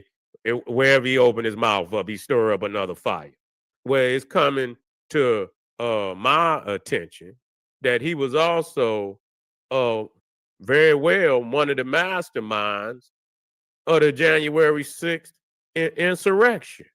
Yeah, was questioned by the Congress. I believe so. Was the committee up at the Congress? Yeah. So he was questioned, as a provocateur because he made comments online talking about he bringing 80 buses. So he bringing 80 buses of students to help this president fight, you see, to stop the steal, you see. And so, but, and we're going to get into some of the things that he said. But yes, indeed, he was questioned and he was up there. And with the other one, what is his name? What's his name? Nick Fruity Tears. Yeah, Fuentes, whatever his name is, Fruity Tears. And even Alex Jones. Yeah, Alex Jones. I never did, but he pretend. See, they all pretend like they for this quote unquote America, and that's cold work. All that shit is just cold work. So that's why Alex Jones was put under scrutiny. You see, Nick Fruity Tails was put under scrutiny. All of them was in. They was all in on the insurrection. You see, one way or another, they was all co-conspirators of the insurrection. So this just show you the likes of who this man is. You see what I'm saying? This just tell you, this is we'll try to topple the goddamn government. You see, it already ain't working for nobody, but at the same time, we'll go in masses of white nationalists to the, and to live the dream of revolution and insurrection and run up through the goddamn Capitol building, you see, and terrorizing and pillaging the goddamn Capitol building. But now, so this is becoming more clearer on who this man is, and I'm already clear, but I didn't know that his His name was in so many, you understand, you know, situations of clear, you know, radicalism. And people say he's not, I said he was a radical, and people say he's not a radical. You see, he's not a radical. Goddamn, well, what does a radical mean? You see, and fail back when the shit got hot. I mean, you up there even with the what they call them, the Proud Boy, all the races was down there in DC. Yeah, they all the races, birds of a feather. Oh yeah, I got to get on him. I got to get on him. Who gonna get on him? We got to get on him. You see, got to get on him. Cause you see, the thing is, it ain't over because they trying to, you know, pick some shit with us. They ready for us. So somebody better say something. Somebody got to say something. Who is this that's trying to instigate a war with black people? You see, and probably some a whole lot of groups, but most definitely they want something with us. Most definitely they want something with us. They went to the far left. Yeah, and you know, they went to attack the blacks, you know, whatever the far left may mean. You see, I don't give, you know, to me, a Neanderthal is a Neanderthal. I don't far left, far right, in the middle. It don't mean no goddamn difference to me. A Neanderthal is a Neanderthal. Yeah, yeah. Man, Alex Jones is a white nationalist. Period. You see, Alex Jones is a fucking white nationalist. That's exactly what. You see, he you know, just don't be fooled at all. Yeah, all of them is white nationalists. He up there with Nick, old Nick Fuentes, whatever his name is. You see, he was down there at the January 6th Stop the Steal rally. He down there with him. Yeah, no doubt, no doubt. And man, listen to me when I tell you, if people have seen how fucking Alex Jones has, you know, I'm talking about before they got on his head. You know, they got on his motherfucking head and they gave him that motherfucking $1 billion or whatever, you know, talking about them kids over there at Sandy Hook. And he got that damn lawsuit thrown on his ass, which he lost. And he had to pay out damn near, he had to pay out damn, which he didn't pay. He filed for bankruptcy.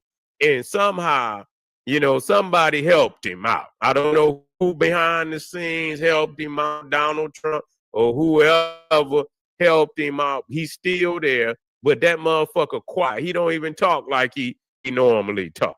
You see what I'm saying? They didn't quiet, they didn't hush his rap down.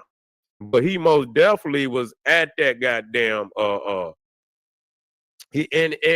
of his co-workers, one of his one of the, whatever his name, Schroeder or whatever, a guy that was, you know, doing some editorials and, you know, had a little show on his InfoWars. He ended up doing some time. He didn't do no whole lot of time, but he did some time. He did about, I don't know, was it he did about 2 or 3 months, but he did some time. He had to go sit his ass down for a minute because they was out there, and I don't see how the other ones, but they did also, they investigated Charlie Kirk. He had to go before the January 6th committee, and he had to, you know, he had to be questioned on here because he had made remarks. And so these is some goddamn showing up radicals. You see, they in one talking about radical, one you got the Republicans talking about the left is radical, they ass is radical. All of them radical. You see, but that just you know, let me get you before you get me. You see, both of them just as radical as the other. You understand? They all want white power. They all want white power. You see, but it's just showing you not only the things that he spewed, just like we just proved that he was talking about the military, sending the military, and he talking about coming in with a hammer. You see, he's talking about coming in with the hammer on these cities. Okay, he's talking about coming in. He said, come in full-fledged, tanks and shit and all of that. So he's ready. Yeah. So I mean, that sounds just. But he says he's denying that January 6th was about an insurrection, that somehow that these groups and these radical groups intertwined with Trump supporters and they were the ones that committed the insurrection or breaking into but he said it wasn't an insurrection. But anytime you cross the goddamn Capitol building and you running through the goddamn Capitol building, what the hell is that? You see? And so they you all in what, senators and representatives, you in their chambers kicking your feet up, going still. I think that some of them stole computers and shit and all that, broke shit up in there and everything. You see? Yeah, Black Power. So yeah, so we just get we clearing up, that these are really, some wild out radicals. Why am I so in? Because first and foremost, I had to expose, number one, that all this, why people ain't celebrate showing remorse and why are Black people celebrate and they attacking motherfuckers out here for and I document everything that I put here. I document it. You see, but listen to me. Once you cross the line with Dr. Martin Luther King Jr., it's a wrap. That's a wrap. You didn't disrespect. We don't give a fuck about what you talking about. Period. Just real talk. You see what I'm saying? You are talking about one of the most beloved leaders in not only the Black community, but Black people all around the world. You see, Martin Luther King, here it is. You a scumbag. You see, to think you are even in the league to speak upon Dr. Martin Luther King, and then people talk about what did he say, prove what he said was wrong. He didn't even, he's picking up slander information from J. Edgar Hoover, where there's supposed to be some memo that's saying that Dr. Martin Luther King was in the room with one of his constituents, and the constituent raped a woman, and Dr. Martin Luther King was in there, and somehow he also, I don't know, gave the man some advice on what to do and how to do it and shit like, yeah. So this is some fucking undocumented slander that he put out there on Martin Luther King. And talk and let's be clear. This is the reason why Donald Trump removed Dr. Martin Luther King's bust, his statue, out of the Oval Office. They removed Martin Luther King's bust out of the Oval Office, and I have no doubt that what this guy Charlie Kirk is talking about, he is one of the masterminds, that the think tanks, you see what I'm saying, or what Donald Trump is implementing today. You see, is implementing today. And so this man talking about come into and say put military on every street. He's talking about not just being on the main roads and shit. He's talking about occupying these cities. You see, so you got to understand this is what the man said. This is what the man said. And so that clearly sounds like a man who is, is gun-ho for just a straight, Gestapo type government where you just, is Nazi style, SS guards, and you see what I'm saying, and a fear of any type of, speaking up for yourself. And, that's what they trying to do. You see, now y'all heard they got rid of Jimmy Kimmel on ABC. They got I think he was on, and yeah, they got rid of Jimmy Kimmel. They put his ass on standby because he said some things about about Charlie Kirk. I don't know what he said, you know, and I would like to know what he said. You see, but you know, obviously, Charlie Kirk was talking about the Israelis and things of that nature. Israel probably not. I haven't heard it. I would like to hear what he said. You see, but you know, he's speaking, and I believe a lot of groups got on top of him, you know, because I don't know if he was pro-Israeli at first and shit, you know, I don't know if that what it was, and I believe a lot of them white nationalist groups got on his head about that, and so I guess he started moving more. You understand? I mean, I don't know what they consider left. I don't consider what they consider right, because all them motherfuckers is left to me. You see, the right when it's dealing with Neanderthal. But anyway, and so a lot of people saying that he might have got some backlash from the Jewish community. And I know that Jimmy Kimmel is probably, I think he's Jewish. So, you know, he probably has something to say. You feel what I'm saying?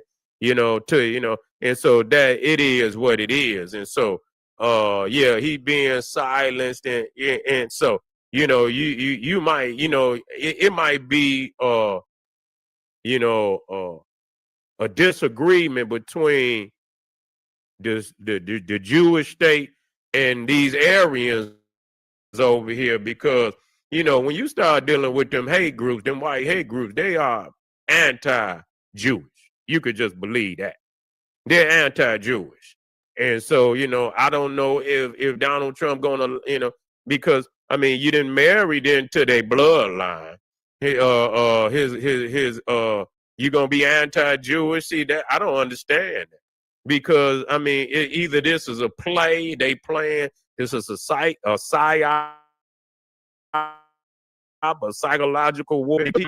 On one end, he's you know, constituents with these anti-Jewish leaders, and then on the other end, he married his daughter, married a Jew, and so forth. So I don't know where all this shit is going.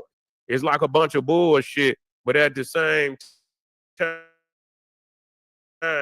you know, these groups, the Jews, the American MAGA shit, and all of that, they're butting heads now. They're butting heads, and so we don't know what the you know, whose side, you know, these and don't care, but we better keep our eyes on everybody. I tell you that. We better keep our eyes on everybody. I'm just diving into this since this, you know, this guy Charlie Kirk has been unalived, and I didn't know all the things that he was saying about black people. I didn't, yeah.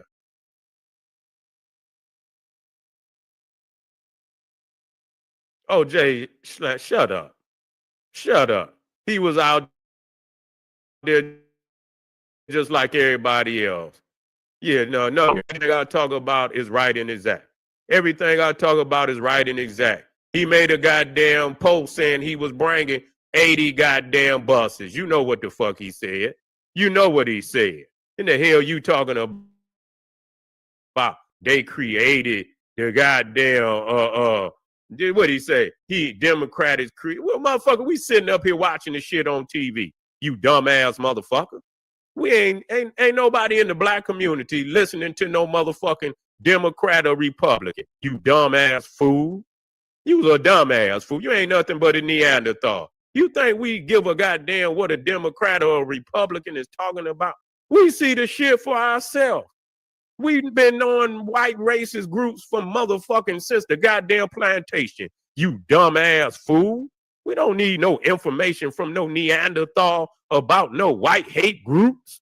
And y'all been lynching us since the goddamn 1700s. You dumbass fool. We see you wild ass Neanderthals running through the goddamn, what you mean? They did the January 6th conspiracy. God damn it, somebody, y'all went to that goddamn rally with the intent to do what y'all was because first and foremost, it got to be, can't nobody just say up, you know, and can't nobody just up and say, man, let's rush the Capitol building. You understand what I'm saying? Without that energy already being in your heart. Ain't nobody, because that's some crazy shit. You know, you could get shot the fuck down. You know what I'm saying? You know, your ass could go to jail for damn near half your lifespan. So for somebody to fucking just rush the Capitol building, you know them motherfuckers had that shit in their heart when they showed up. Like, if these motherfuckers don't put Donald Trump, we rushing this motherfucker. You don't go there and somebody just, you know, out of nowhere, y'all just come for a rally, a peaceful rally, and then somebody just jump up and say, man, let's rush this motherfucker. And everybody just rush in there. I mean, that's all it takes for somebody to say, let's rush it. Or just 2 or 3 motherfuckers. It'll be 2 or 3 motherfuckers by themselves, but ain't no way that many people gonna rush the goddamn building. You're gonna fail. I mean, just think of how dumb that shit was. You gonna fail.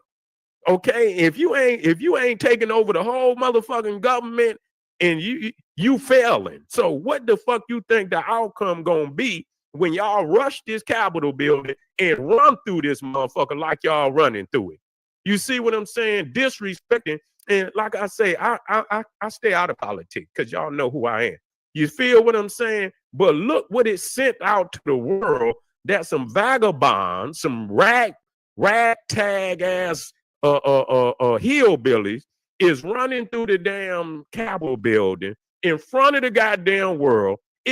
Not only was it an insurrection, it was a damn shame of the whole nation to the world.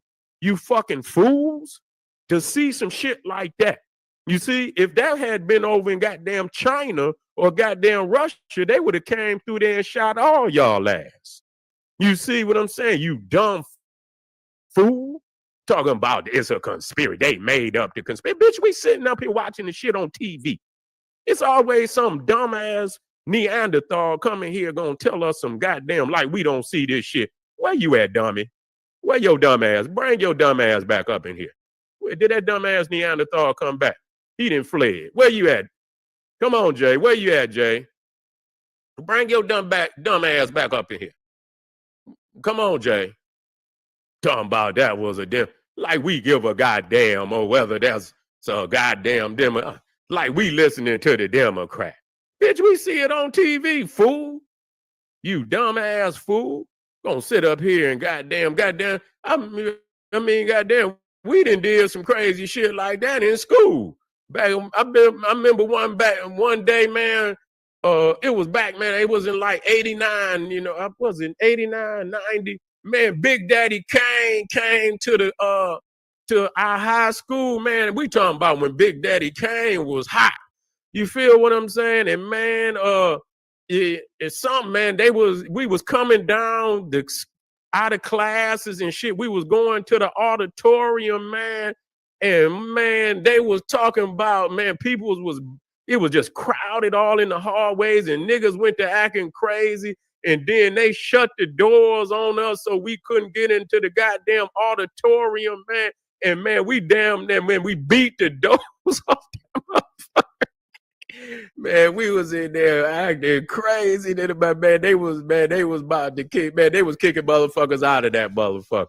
But you know what I'm saying? But that was a wild ass situation, man. You know what I'm saying? The kids went crazy. And you can imagine this is a school with about 2,000 something kids in it. You know what I'm saying? And so, man, I say, wow. And they damn had shit to do with shit. These motherfuckers, y'all told them kids they couldn't go and see it was too many people in there or something.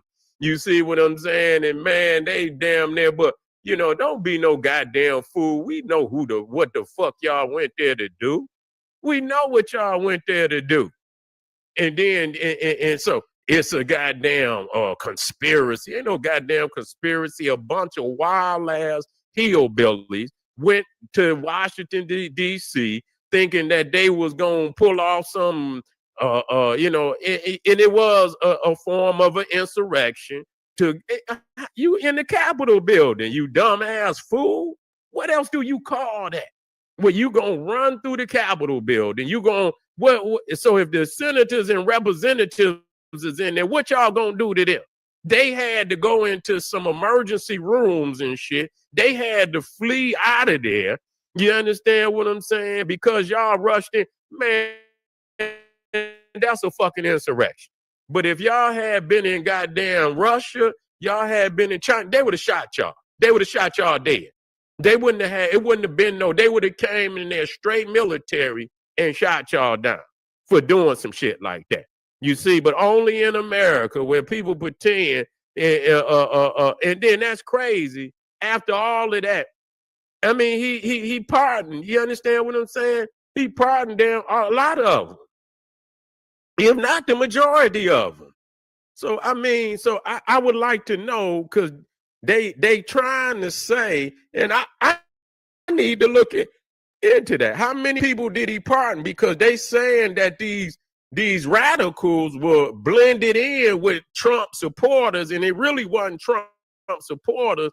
It was the radicals. So did he just let out his supporters? Did he lead the radicals in there, or did he let everybody out? Yeah. He was out there too. The Groypers and shit. He was out there too. He was out there. He was out there with them. Yeah, they was out there. Of course they was out. I would like to know if he let them go. If he let them go, then I know what it is, okay? Because they had, see, the thing is, once you understand them white national, they always talking about overthrowing the government. That's what they talk about. That's what them white nationalists talk about, overthrowing the government. And so if you go out there, you understand what I'm saying, and you know that this is what they own. I mean, if motherfucker ain't on what I'm on, and I know they on some crazy shit, I'm not gonna be with them. You see what I'm saying? Wait a minute, ain't that them radical motherfuckers talking about overthrowing the government? And you could imagine motherfuckers is out there running off at the mouth. You could imagine what was being said in that goddamn rally. You could imagine that they was saying all kind of shit. So wasn't nobody confused about who they was around. You see what I'm saying? They were not confused about who they was around.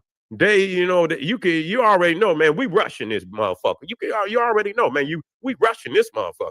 If that vice president don't do what he's supposed to do, we rushing it. And that's exactly what the fuck happened, because they was expecting that the vice president was going, you know, he was going, it was something that he could do, like throw out the vote or some shit that he could do, but he didn't do it. And I guess they started calling his ass a punk, and he had to flee. You see what I'm saying? And so we know what it is. We know what it is. We're not dumb. Okay, we're not dumb. But anyway, family, I'm glad that guy just come in. Next time, stay in. Don't flee like a little punk. What's his name?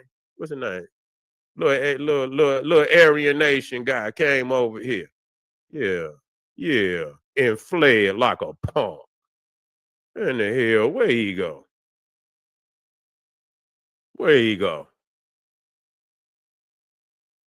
I like to know what's on his page. Yeah, let me see who he is.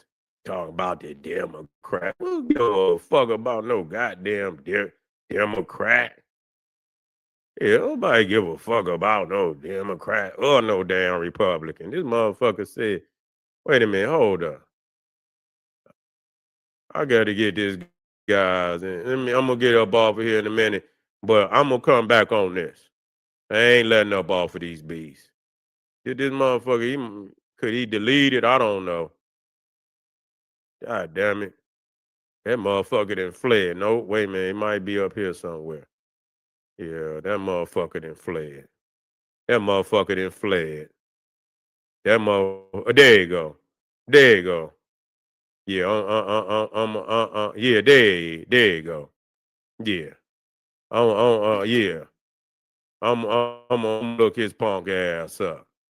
Yeah, I'm gonna look his punk ass up. I'm gonna see what he about. See who watching my shit. You feel what I'm saying? But anyway, family, let me get up out of here, man. I appreciate y'all. I'm on the job.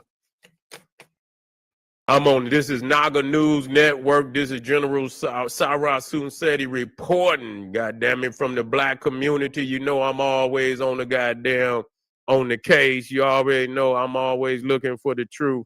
I'll see y'all a little later.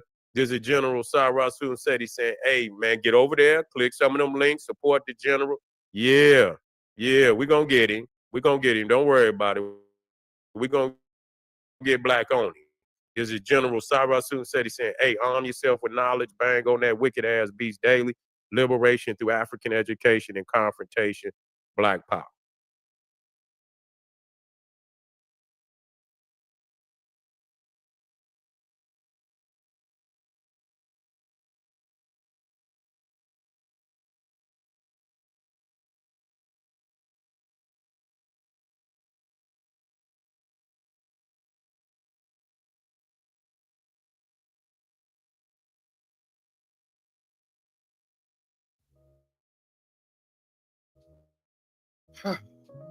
Also, listen to what he's better in the 1940s. Nothing changed. They committed less crimes. Maybe they were afraid. I mean, 4,000 Black men, women, and children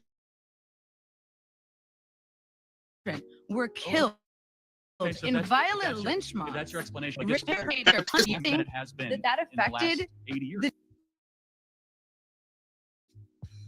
he just made the perfect argument for reparations. We'll move on. See, when you get caught in your hypocrisy, it's amazing, isn't it?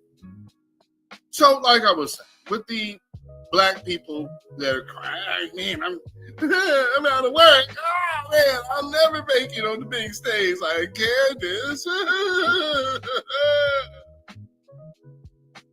Charlie, are you looking up? Charlie's people look, ooh, Charlie, ooh, ooh, ooh, Charlie. Oh, y'all think I'm lying? Oh my gosh. My God, Charlie.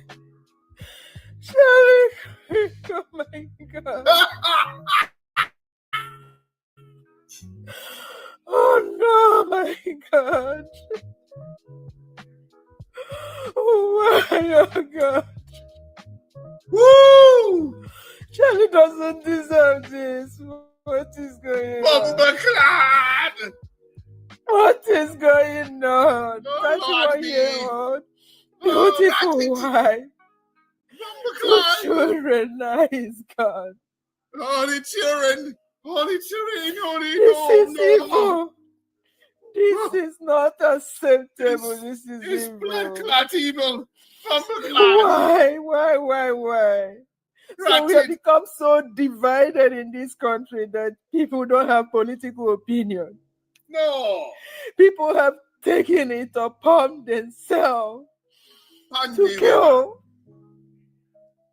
anyone. Charlie, oh my God. So divided in this country that people don't have political opinion.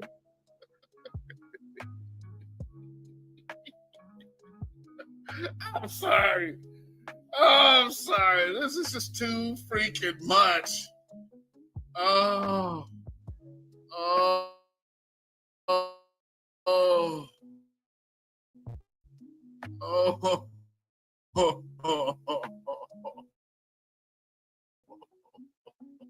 Charlie. I seen this the other day, family. I'm like, oh, I just been so busy I couldn't get to it.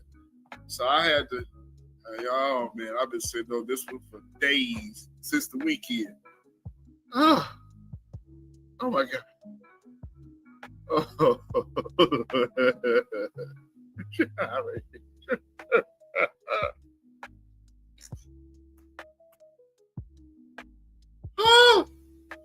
Oh man. This is classic. This is absolutely classic. God, Charlie. God. She is doing the most. She's like, I really want to stay in this country. Oh, the white man. Please see my tears. Oh, don't deport me. He was such a good Christian. Oh, I don't want to go home.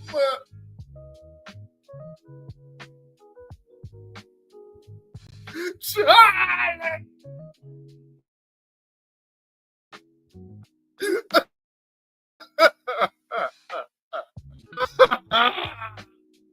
Oh man, let's finish it out. People have taken it upon themselves I need some to kill anyone that speak truth. Doesn't Charlie have the right to speak the truth? Irrespective of the fact whether you agree on what he said or on what he believes. What kind of word is this? This is not America. This is not the kind of America we dream for our children.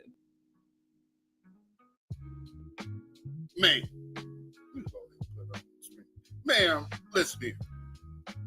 America was founded by political violence. If you didn't understand that, that's what the revolution is about. The redcoats are coming. The redcoats are coming. That's what that is. Paul Revere. Understand? So, you know, it's always been a political situation here, okay? So you have to understand America's been violent, it's been racist, it's built by slaves that never compensated.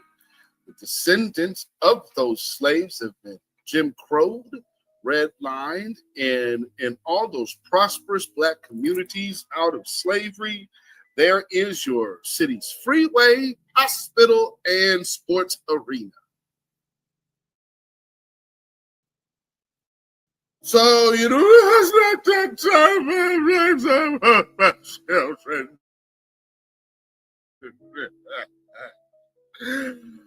Oh, blood clot, no. Charlie is God, confirmed by President Trump. Oh my God, this is unfair. This is evil. The media has done this. The leftists have done this. They have ridiculed this man for years, calling him and rebranding him what he's not. This is political violence. This is out of terrorism. This is not acceptable. If it's Charlie today, tomorrow, it can be me, it can be you, it can be anybody. It is unacceptable. Oh my God, Charlie. Rest in peace. Oh my God, I'm praying for the family. This is evil. This is bad. Oh.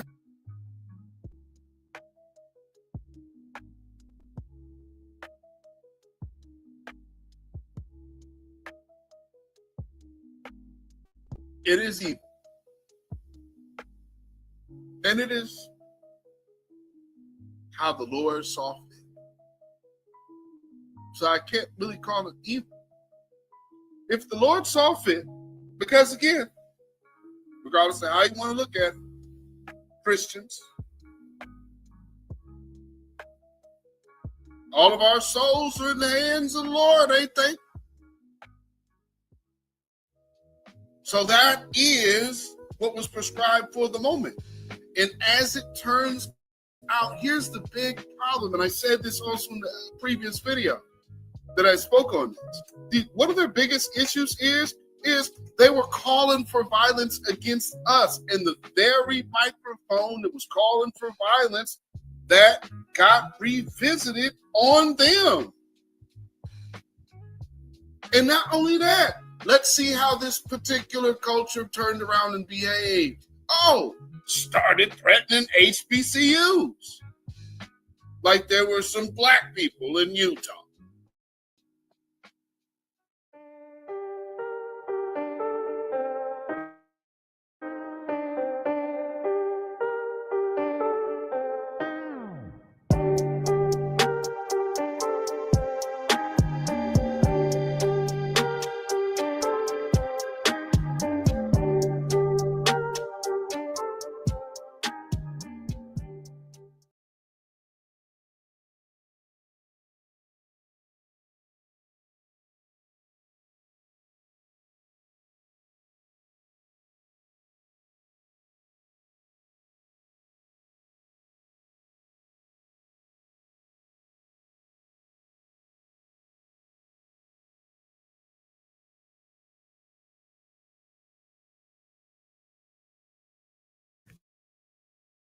You know, when you look at the truth about who's really violent in America and who is the group in the mall, if you're in school, if you're in the church, if you're in a movie theater, if you're at an outlet mall, there's one group of men who have a documented history of attacking innocent people in these locations. And then you have another group of men who have never done that, who don't even get down like that. Case in point, I want to show you this video with this white woman has to say and who she feels actually safe around. This is in a space shared with Black men, then I feel very unsafe in a space shared by white men. Now, before y'all get your panties in a wad and get all pissed off about this, when I am surrounded by a bunch of white men, I'm constantly looking around. I have no fear in a room full of Black men. The reason why, when I go to the movies, I don't worry that a Black man's gonna the movie theater. When I go to my church, I don't worry that a Black man's gonna the church. When I go to the mall, I don't worry that a Black man's gonna the mall. When I go to my children's school, I don't worry that a Black man's gonna the school. Black men will target one or two or three individuals. White men will go schools, movie theaters, churches, your grocery store. So before you say that you're worried about being surrounded by Black men, you better think about that. Boy, I know they are hot with her for making that video. And the reason why they hot with her for making this video is because it's true. It's the truth. I mean, we have documented cases. We have news reports. People have made documentaries. Many have went to jail, right, in their community for doing exactly what she's saying. You don't have brothers doing anything like that. And I know that, you know, to try to dismiss her, they're going to try to say, oh, she dates Black men. Oh, she's a mud shark. You know, they try to say all these little dumb words like it matters. And let's talk about that. Calling white women who date Black men names. The reason why you call them names, because like I said, I've studied just psychology. A lot of them feel like white women belong to them, and how dare they go choose to mess with another group of men, especially Black men. And so if the only way for them to cope that the white woman not choosing on a lot of them is to call her names, to try to dismiss her, whatever the case may be. A lot of these incels, remember Elliot Rodger, that's what he had talked about, right? He's the king of the incels. He said that he was so angry and upset because he kept seeing beautiful white women with Black men. He didn't worry about the white women with Hispanic men or Asian men, but it has to do something with the Black man. The Black man is the one that triggers them, not Asians, not Hispanics, or anybody else. But the fact is, it's just a reality. Well, what she had to say. And, you know, what they'll probably do with her is what? Try to find out who she is, find out who she worked for. I'm telling y'all doing that mess. The Democrats are way better headed than y'all. And when they get back into power, y'all gonna be crying because y'all really got it stirred up with them. And y'all showing them new ways of doing it. Oh, man. Like I said, man, you know, I see it coming. And I already know the crying gonna be there. I already know. Because the Democrats gonna be so relentless to get back in power with them. Because they, matter of fact, they're gonna be so relentless they'll get back in power again. Or whatever. And a lot of America probably thinking that as of now too, because like, wait a minute, they ain't doing too much. You know, it's like, why it's not focusing on the economy? You know what I'm saying? You worry about everything else but the economy. But they a lot of them run around just angry. And a lot of them are angry because I heard this one white lady talk about this. It say they got everything they want, but they don't feel fulfilled. And that's what they're angry about. Like, how is it I got everything, but I feel empty? I don't feel anything. And the Black people who don't have any of this, they happy. They enjoying their life. they're fulfilled. And that just really angers them. They know what they did to us as Black people, and yet we still smiling, we still doing good, we still progressing as a people. Yeah, that really angers a lot of them. They don't like seeing us progress at all. But I've been saying that I'm gonna tell you something, white people are extremely safe around Black people. Because they'll call it what it is. Black folks not gonna put a hand on a lot of them, even some of the criminals, because they know if they put a hand on them, they gonna go get more time. They know that. All Black folks know that. That's why white people will be very, very safe in the Black area. They know that. She can go to a Black lounge, a Black club, concert, cookout. She can go to any of them places and nobody not gonna do her anything. If she walk in there, they probably say, oh, okay, well, I guess she must be one of the cool ones, I guess. You know, say, okay, you want some food or whatever? And especially coming there with her Black girlfriends, then they think she all right. But they get mad. Let me tell you something. You know you foul when you get mad at the truth. See, it's what I'm with you if someone's lying on you and you get upset by that. Now I'm with you 2,000% because nobody should be lying. Someone's telling the truth and they can back that truth up. See, this situation, even with old boy from Turning Point, people been just repeating the words that he said or showing the things that he said, and you don't want to hear it. Your excuse is, well, you know, you heard that wrong, or you took that out of context. No, nobody took it out of context. It was plain English. It was plain. Nothing was out of context at all. And a lot of them, brothers and sisters, don't want to face the reality. They don't want to hear about slavery. They don't want to hear about anything. Because they're thinking that's going to absolve them. With old boy from Turning Point last week, and the violence, the pure violence that's in that particular community. Listen, let me tell you something. Women like her know the full scale of that violence, because a lot of that violence is enacted on her as a white woman. So she telling you she knows what she's talking about. Because they live with them. They got family. You understand? They got people in their lineage that were domestic terrorists on Black people and took lives of Black people and know where the bodies are buried. So when she say, I feel safer for Black men because the men in my community, I don't know if they're going to pull up and add a place out. That's a fact. But I'm going to say this much.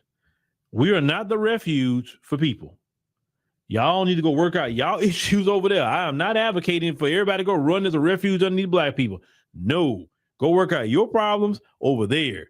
That's why I say Black folks, we need to gatekeep everything we got going on.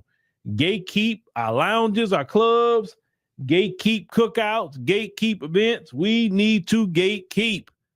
Because nobody should be running for us like we are some refuge. No. Because when we need refuge, nobody want to give us no refuge. So forget that. No, Lord. No. Not whatsoever. We are not nobody's refuge as a people. But I will say this. I appreciate the truth that you spoke, ma'am, because we've been saying that. And Black men are not no criminals out here like that. Yeah, you got criminals in every community, okay? And we know our issue is poverty. But they are admitting the truth. And that's breaking down their propaganda. And that's also why they're so upset. Because they feel like, man, the white woman is too out of pocket. Now, some of them definitely some of them is on the team, but then a lot of them not on the team. In order for that system to work, everybody got to be on the team. And that's why they fractured. And they can't keep operating like that, being fractured. But like I said, I'm here for it. We staying out the way. We not bothering nobody. We resting. Leave us alone. Leave us out of it. You know, fix our issues. Fix. You know, a woman like her, if you have a white child, raise your white child, the son the right way, raise them the right way. The only thing I can say, maybe learn some of the values from Black America and apply those values to your son so you don't repeat the cycle. And stop putting guns in their hands when they like 4, 5, 6 years old. That's one thing I can give you. Don't teach them that that's normal to have an instrument to take a life. Don't teach them that. Stay away from it. But I don't know, brothers and sisters, what y'all think about this lady here and what she said about the Black community? They just trust me. They know that. They know we not no violent people. They know, because if we were truly violent like they say we were, then we would have told this whole country up by now.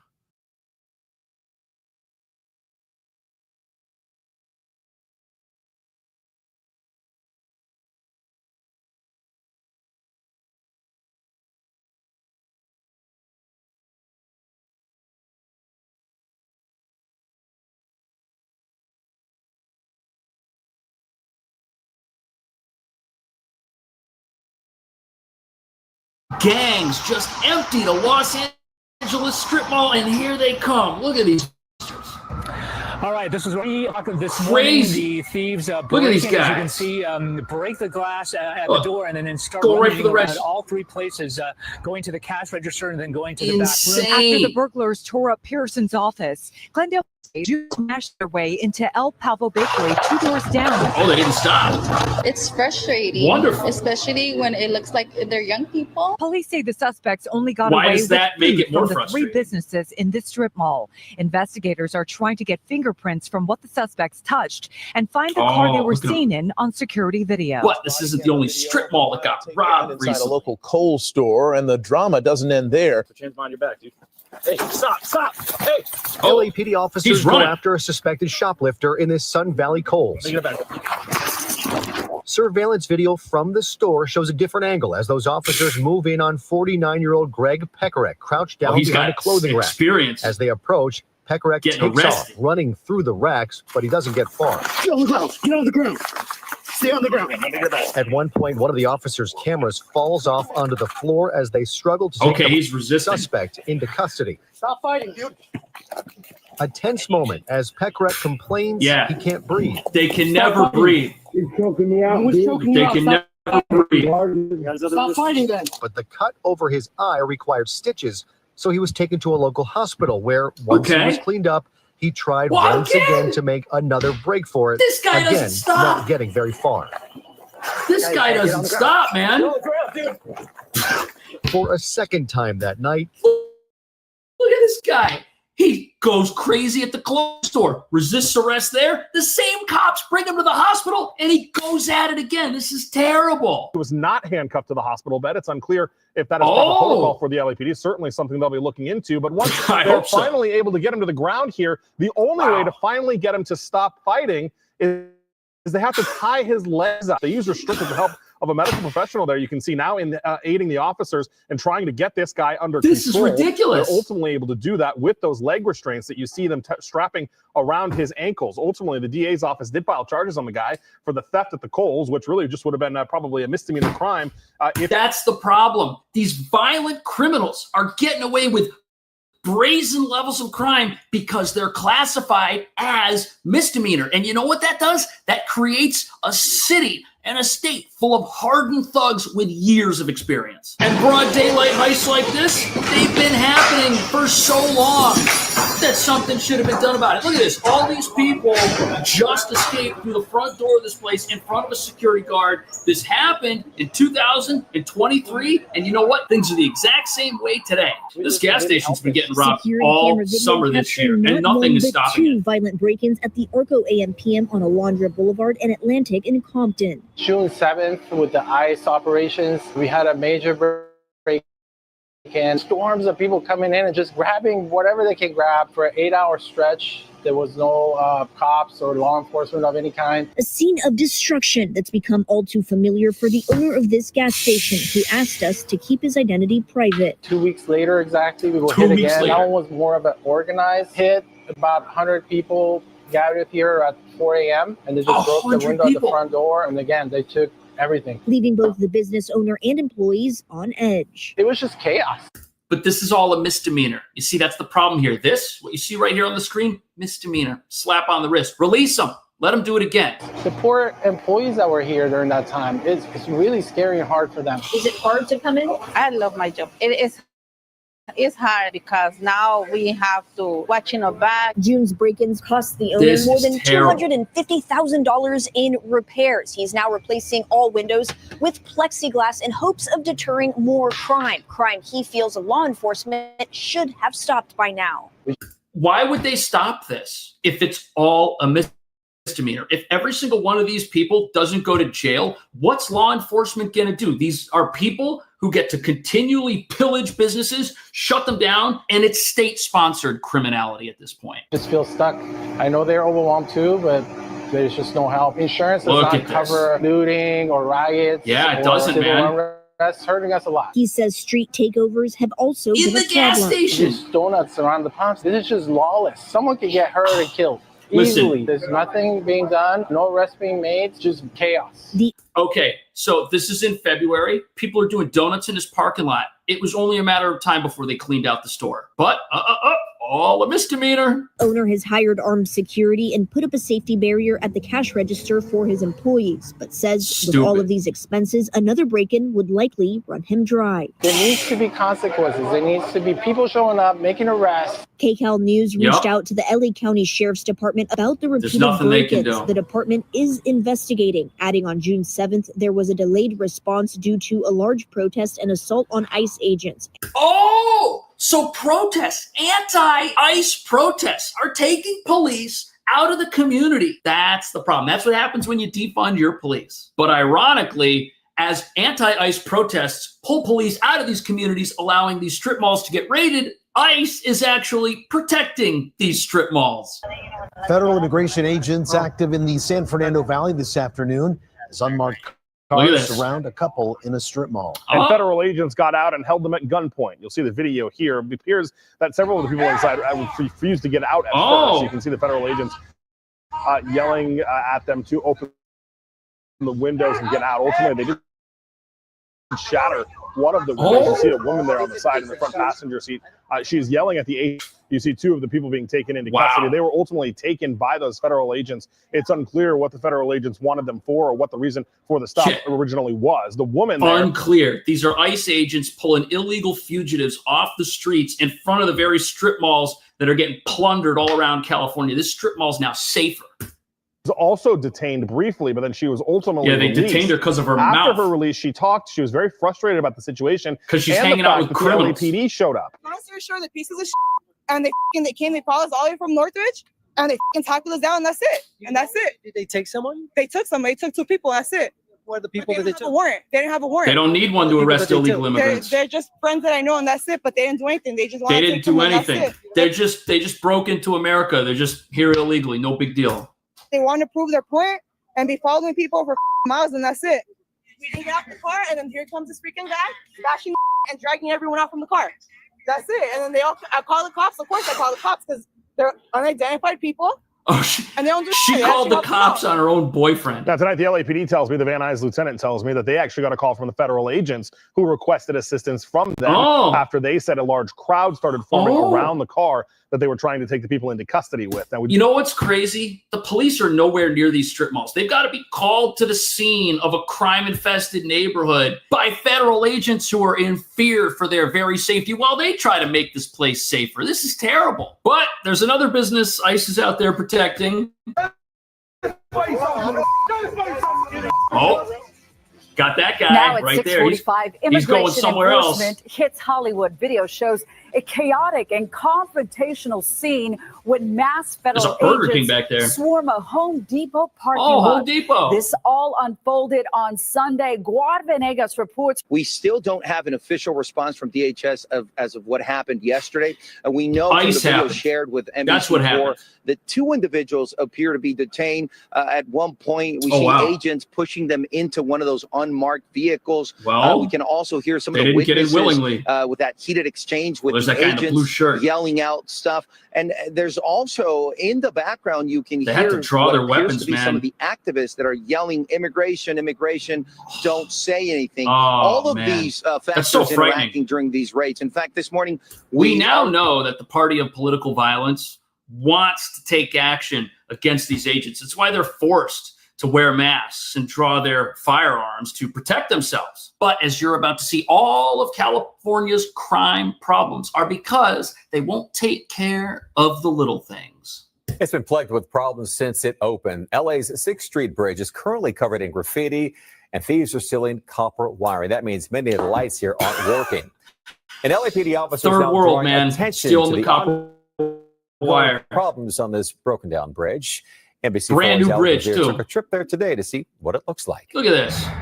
When the 6th Street Bridge opened in 2022, it quickly became one of the city's biggest attractions. Now, a little more than 3 Attractions years for later, criminals. some say it's a bit of a mess.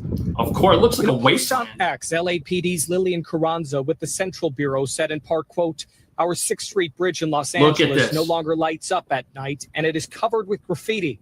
Thieves repeatedly Listen, if the police are posting on X complaining about how they can't stop crime, you know you got a steal problem. the copper wiring and have left the bridge in the dark. Patrol has been increased and graffiti removal requested.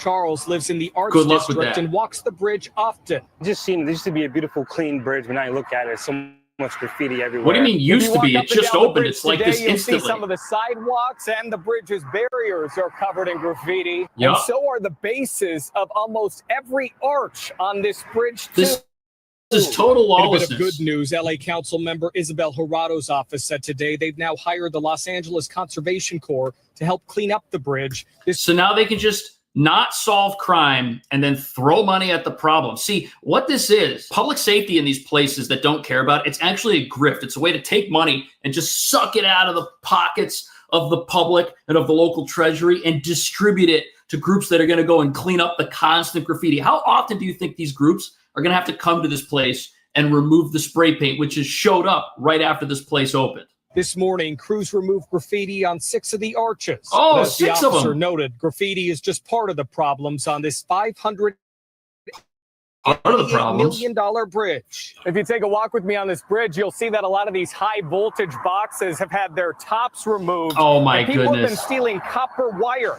That's why Wow. the lights are out. The bridge used to be lit up, and now the lights are gone. So It's not even it'd be safe. really good to have the lights come back on the bridge one day. You can't even drive over this thing at night because the lights that are required to be there aren't even there. That's ridiculous. When people are stealing wires and salvaging the society just so that they can make money, you know the place is absolutely doomed. And probably the most frustrating part of all of this is LA already has what the mayor's office calls a heavy metal task force that will, quote unquote, continue to hold people accountable as they're doing right before our eyes. Apparently they've made more than 100 arrests. But so what? None of those arrests scare any of these criminals because there are so many criminals roaming these streets, getting away with whatever they want. These guys have nothing to fear from this local justice system that doesn't put people in jail. That's the issue here. What do you think about this? Thank you so much for watching. I will see you in the next video.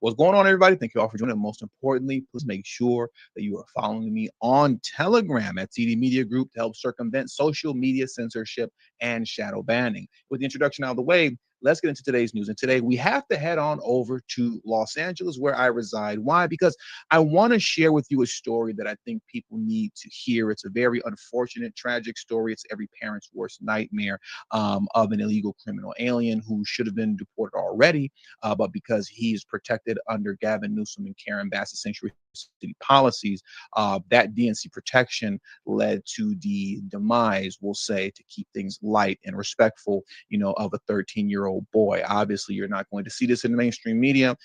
It is, passed around quite a bit in the local media here in Los Angeles, but then of course here in LA, they're leaving out key elements of the story, and we're going to get into that in this video. But the first thing that I want to do is this, right?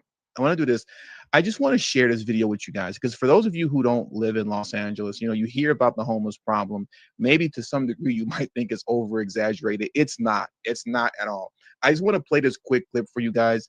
Trust me when I tell you, this is so LA, it's not even funny, okay? This is so LA right here. Check this clip out first. This is what you saw from the unit you own. This encampment has popped up in a vacant lot right on a residential street in LA's Koreatown. It even has a makeshift sports court in it. It's a whole community, right? There's a tennis court. There's a garden where they're growing stuff. There's a barbecue pit. And he's far from the only one upset about people putting up tents and moving in. I've had people follow me or just try to talk to me. It's just not very safe anymore. They come and take packages and stuff. The reason why people are sleeping here is because you leaders are sleeping on not taking initiative and action to clean this place up. You seem kind of fed up with this. I'm very pissed. I'm upset. One of the reasons for all that anger is because residents of this encampment have broken to this streetlight, shoved a surge protector into it, and are running power across the street and into the camp. Thank God it hasn't rained in a while. It's a fire hazard, right? And then they run the cable across the street, and it's a trip hazard for everyone. Syngman has complained to 311, but says he's only seen this encampment grow. It is impossible to get rid of homeless encampments here in LA. It is impossible. They do not respond. City officials do not respond to this stuff at all whatsoever. But here's the thing, one of the main reasons I want to share this with you guys. You hear these guys complaining right there. Oh my God, this encampment is growing, and it's in, if I heard them correctly, they said it's in Koreatown. Koreatown is a very nice neighborhood. It's not an affluent neighborhood, right? You don't have to be rich to live there. You could just make a decent amount of money. I guess you could say middle class and live in Koreatown or whatever. But nonetheless, it's a nice neighborhood. It's a nice area, but they still suffer from issues like this. And what boggles my mind, for those of you who don't live in LA, let me give you a little, information. What you heard from these people complaining, everybody in LA complains about this. Everybody and every resident in LA knows that the city is ran like trash, and they'll complain like these guys do. But what they won't do is vote differently. What they won't do is vote for a Republican mayor who would actually clean all this stuff up. They won't do it. They'll complain all day, but will refuse to stop voting Democrat, despite the fact that voting Democrat is why the city is in the condition that it's in and why the state is in the condition that it's in. They won't do it. And it truly boggles my mind. It's insanity. It's pure insanity at this point. So now what I want to do next, I want to transition to the story over here.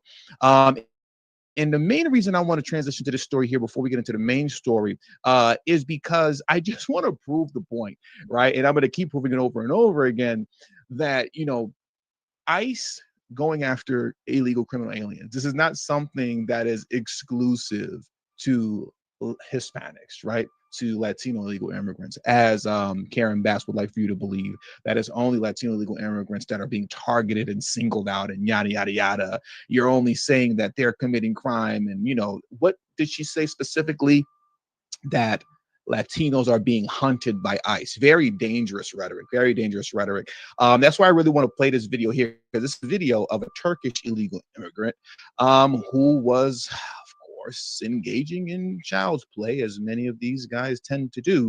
And he's been caught, unfortunately, way after the fact when he should have been deported already. But once again, the main purpose of playing this is just to put this information out there. Listen, man, it's not an attack on Hispanics or Latinos in general, right? Latinos / Hispanics, illegal immigrant, they just happen to make up the majority of the illegal immigrant population. So that's going to be the majority of the people that get, arrested and deported if you're here illegally. But it's not exclusive. When Karen Bass and Gavin Newsom and these DNC lunatics say nonsense like this, it's just a lie. It's just a lie. Check this clip out next. Detectives say that 26-year-old Gokhan Bacc assaulted children at the Mather Child Care Center. Investigators opened the case after a mother reported her 6-year-old daughter may have been abused. Forensic interviews in Turkish revealed possible additional victims. Detectives urge anyone with information to give them a call. Every parent's worst nightmare. Every parent's worst nightmare. You're telling me that this guy was working at a daycare, abusing children, right? And here's what's going to infuriate you the most. Check this out here. So this is KCRA, right? This is an NBC, I believe, affiliate. As you can see, the NBC logo there. Let's go to the actual website. So let me pull this down and bring the article up from the website. Now, if just hearing this alone, wasn't upsetting enough, let me scroll down just a little bit and get straight down to the meat of what I want to discuss concerning this guy here. There he is, arrested, this monster, piece of trash. But look at this here, right? I'll keep it like this so you can see his face. Bacc, I forgot how they pronounce his name, but I would just say Bacc. Bacc, get this, had been removed from the country by the U.S. Customs and Border Protection in November of 2023 and again in September of 2024, according to the sheriff's office. This guy got deported twice under the Biden administration. Go figure. But the border was so wide open with the red carpet rolled out for anybody who wanted to come. This guy just made his way back in every time like nothing. They removed him for whatever the reason being is. They deported him and he just walked right back across the border, right? And then they removed him again and he walked right back across the border. November of 2023 and September of 2024. That's how wide open the border. If we actually had, we'll say, Trump in office during that time period, this guy would have been deported the first time and would have never made it back across the border again. He would have just been stuck wherever he was. Hopefully, he would have got sent to the Sudan, if you ask me, right? And now check this out. This is what's most important. This is what's most important about this story here. KCRA 3 reached out to Immigration and Customs Enforcement on Thursday. But a spokesperson said they could not share any information about Bacc because he was not in their custody, and that's what's scary. We all know that if they put a detainer out for this guy, it's not going to be honored because it's California. So this guy could walk free any day now, despite the fact that he's been deported twice already, came back each time, and is now violating children while working at a daycare. But will they honor the ICE detainer if it's sent out? Absolutely not. And Gavin Newsom will just let this guy roam free to violate another child. That is horrible, man. This has to come to an end at some point. It really just has to. It truly has to. I'm holding out a little bit of hope that things could change here in California. A little bit of hope. If you look at the mayoral race in 2022 between Karen Bass and Rick Caruso, Rick Caruso obviously lost, but he didn't lose by that much. If you ask me personally, he lost by 89,914,000 votes. To me,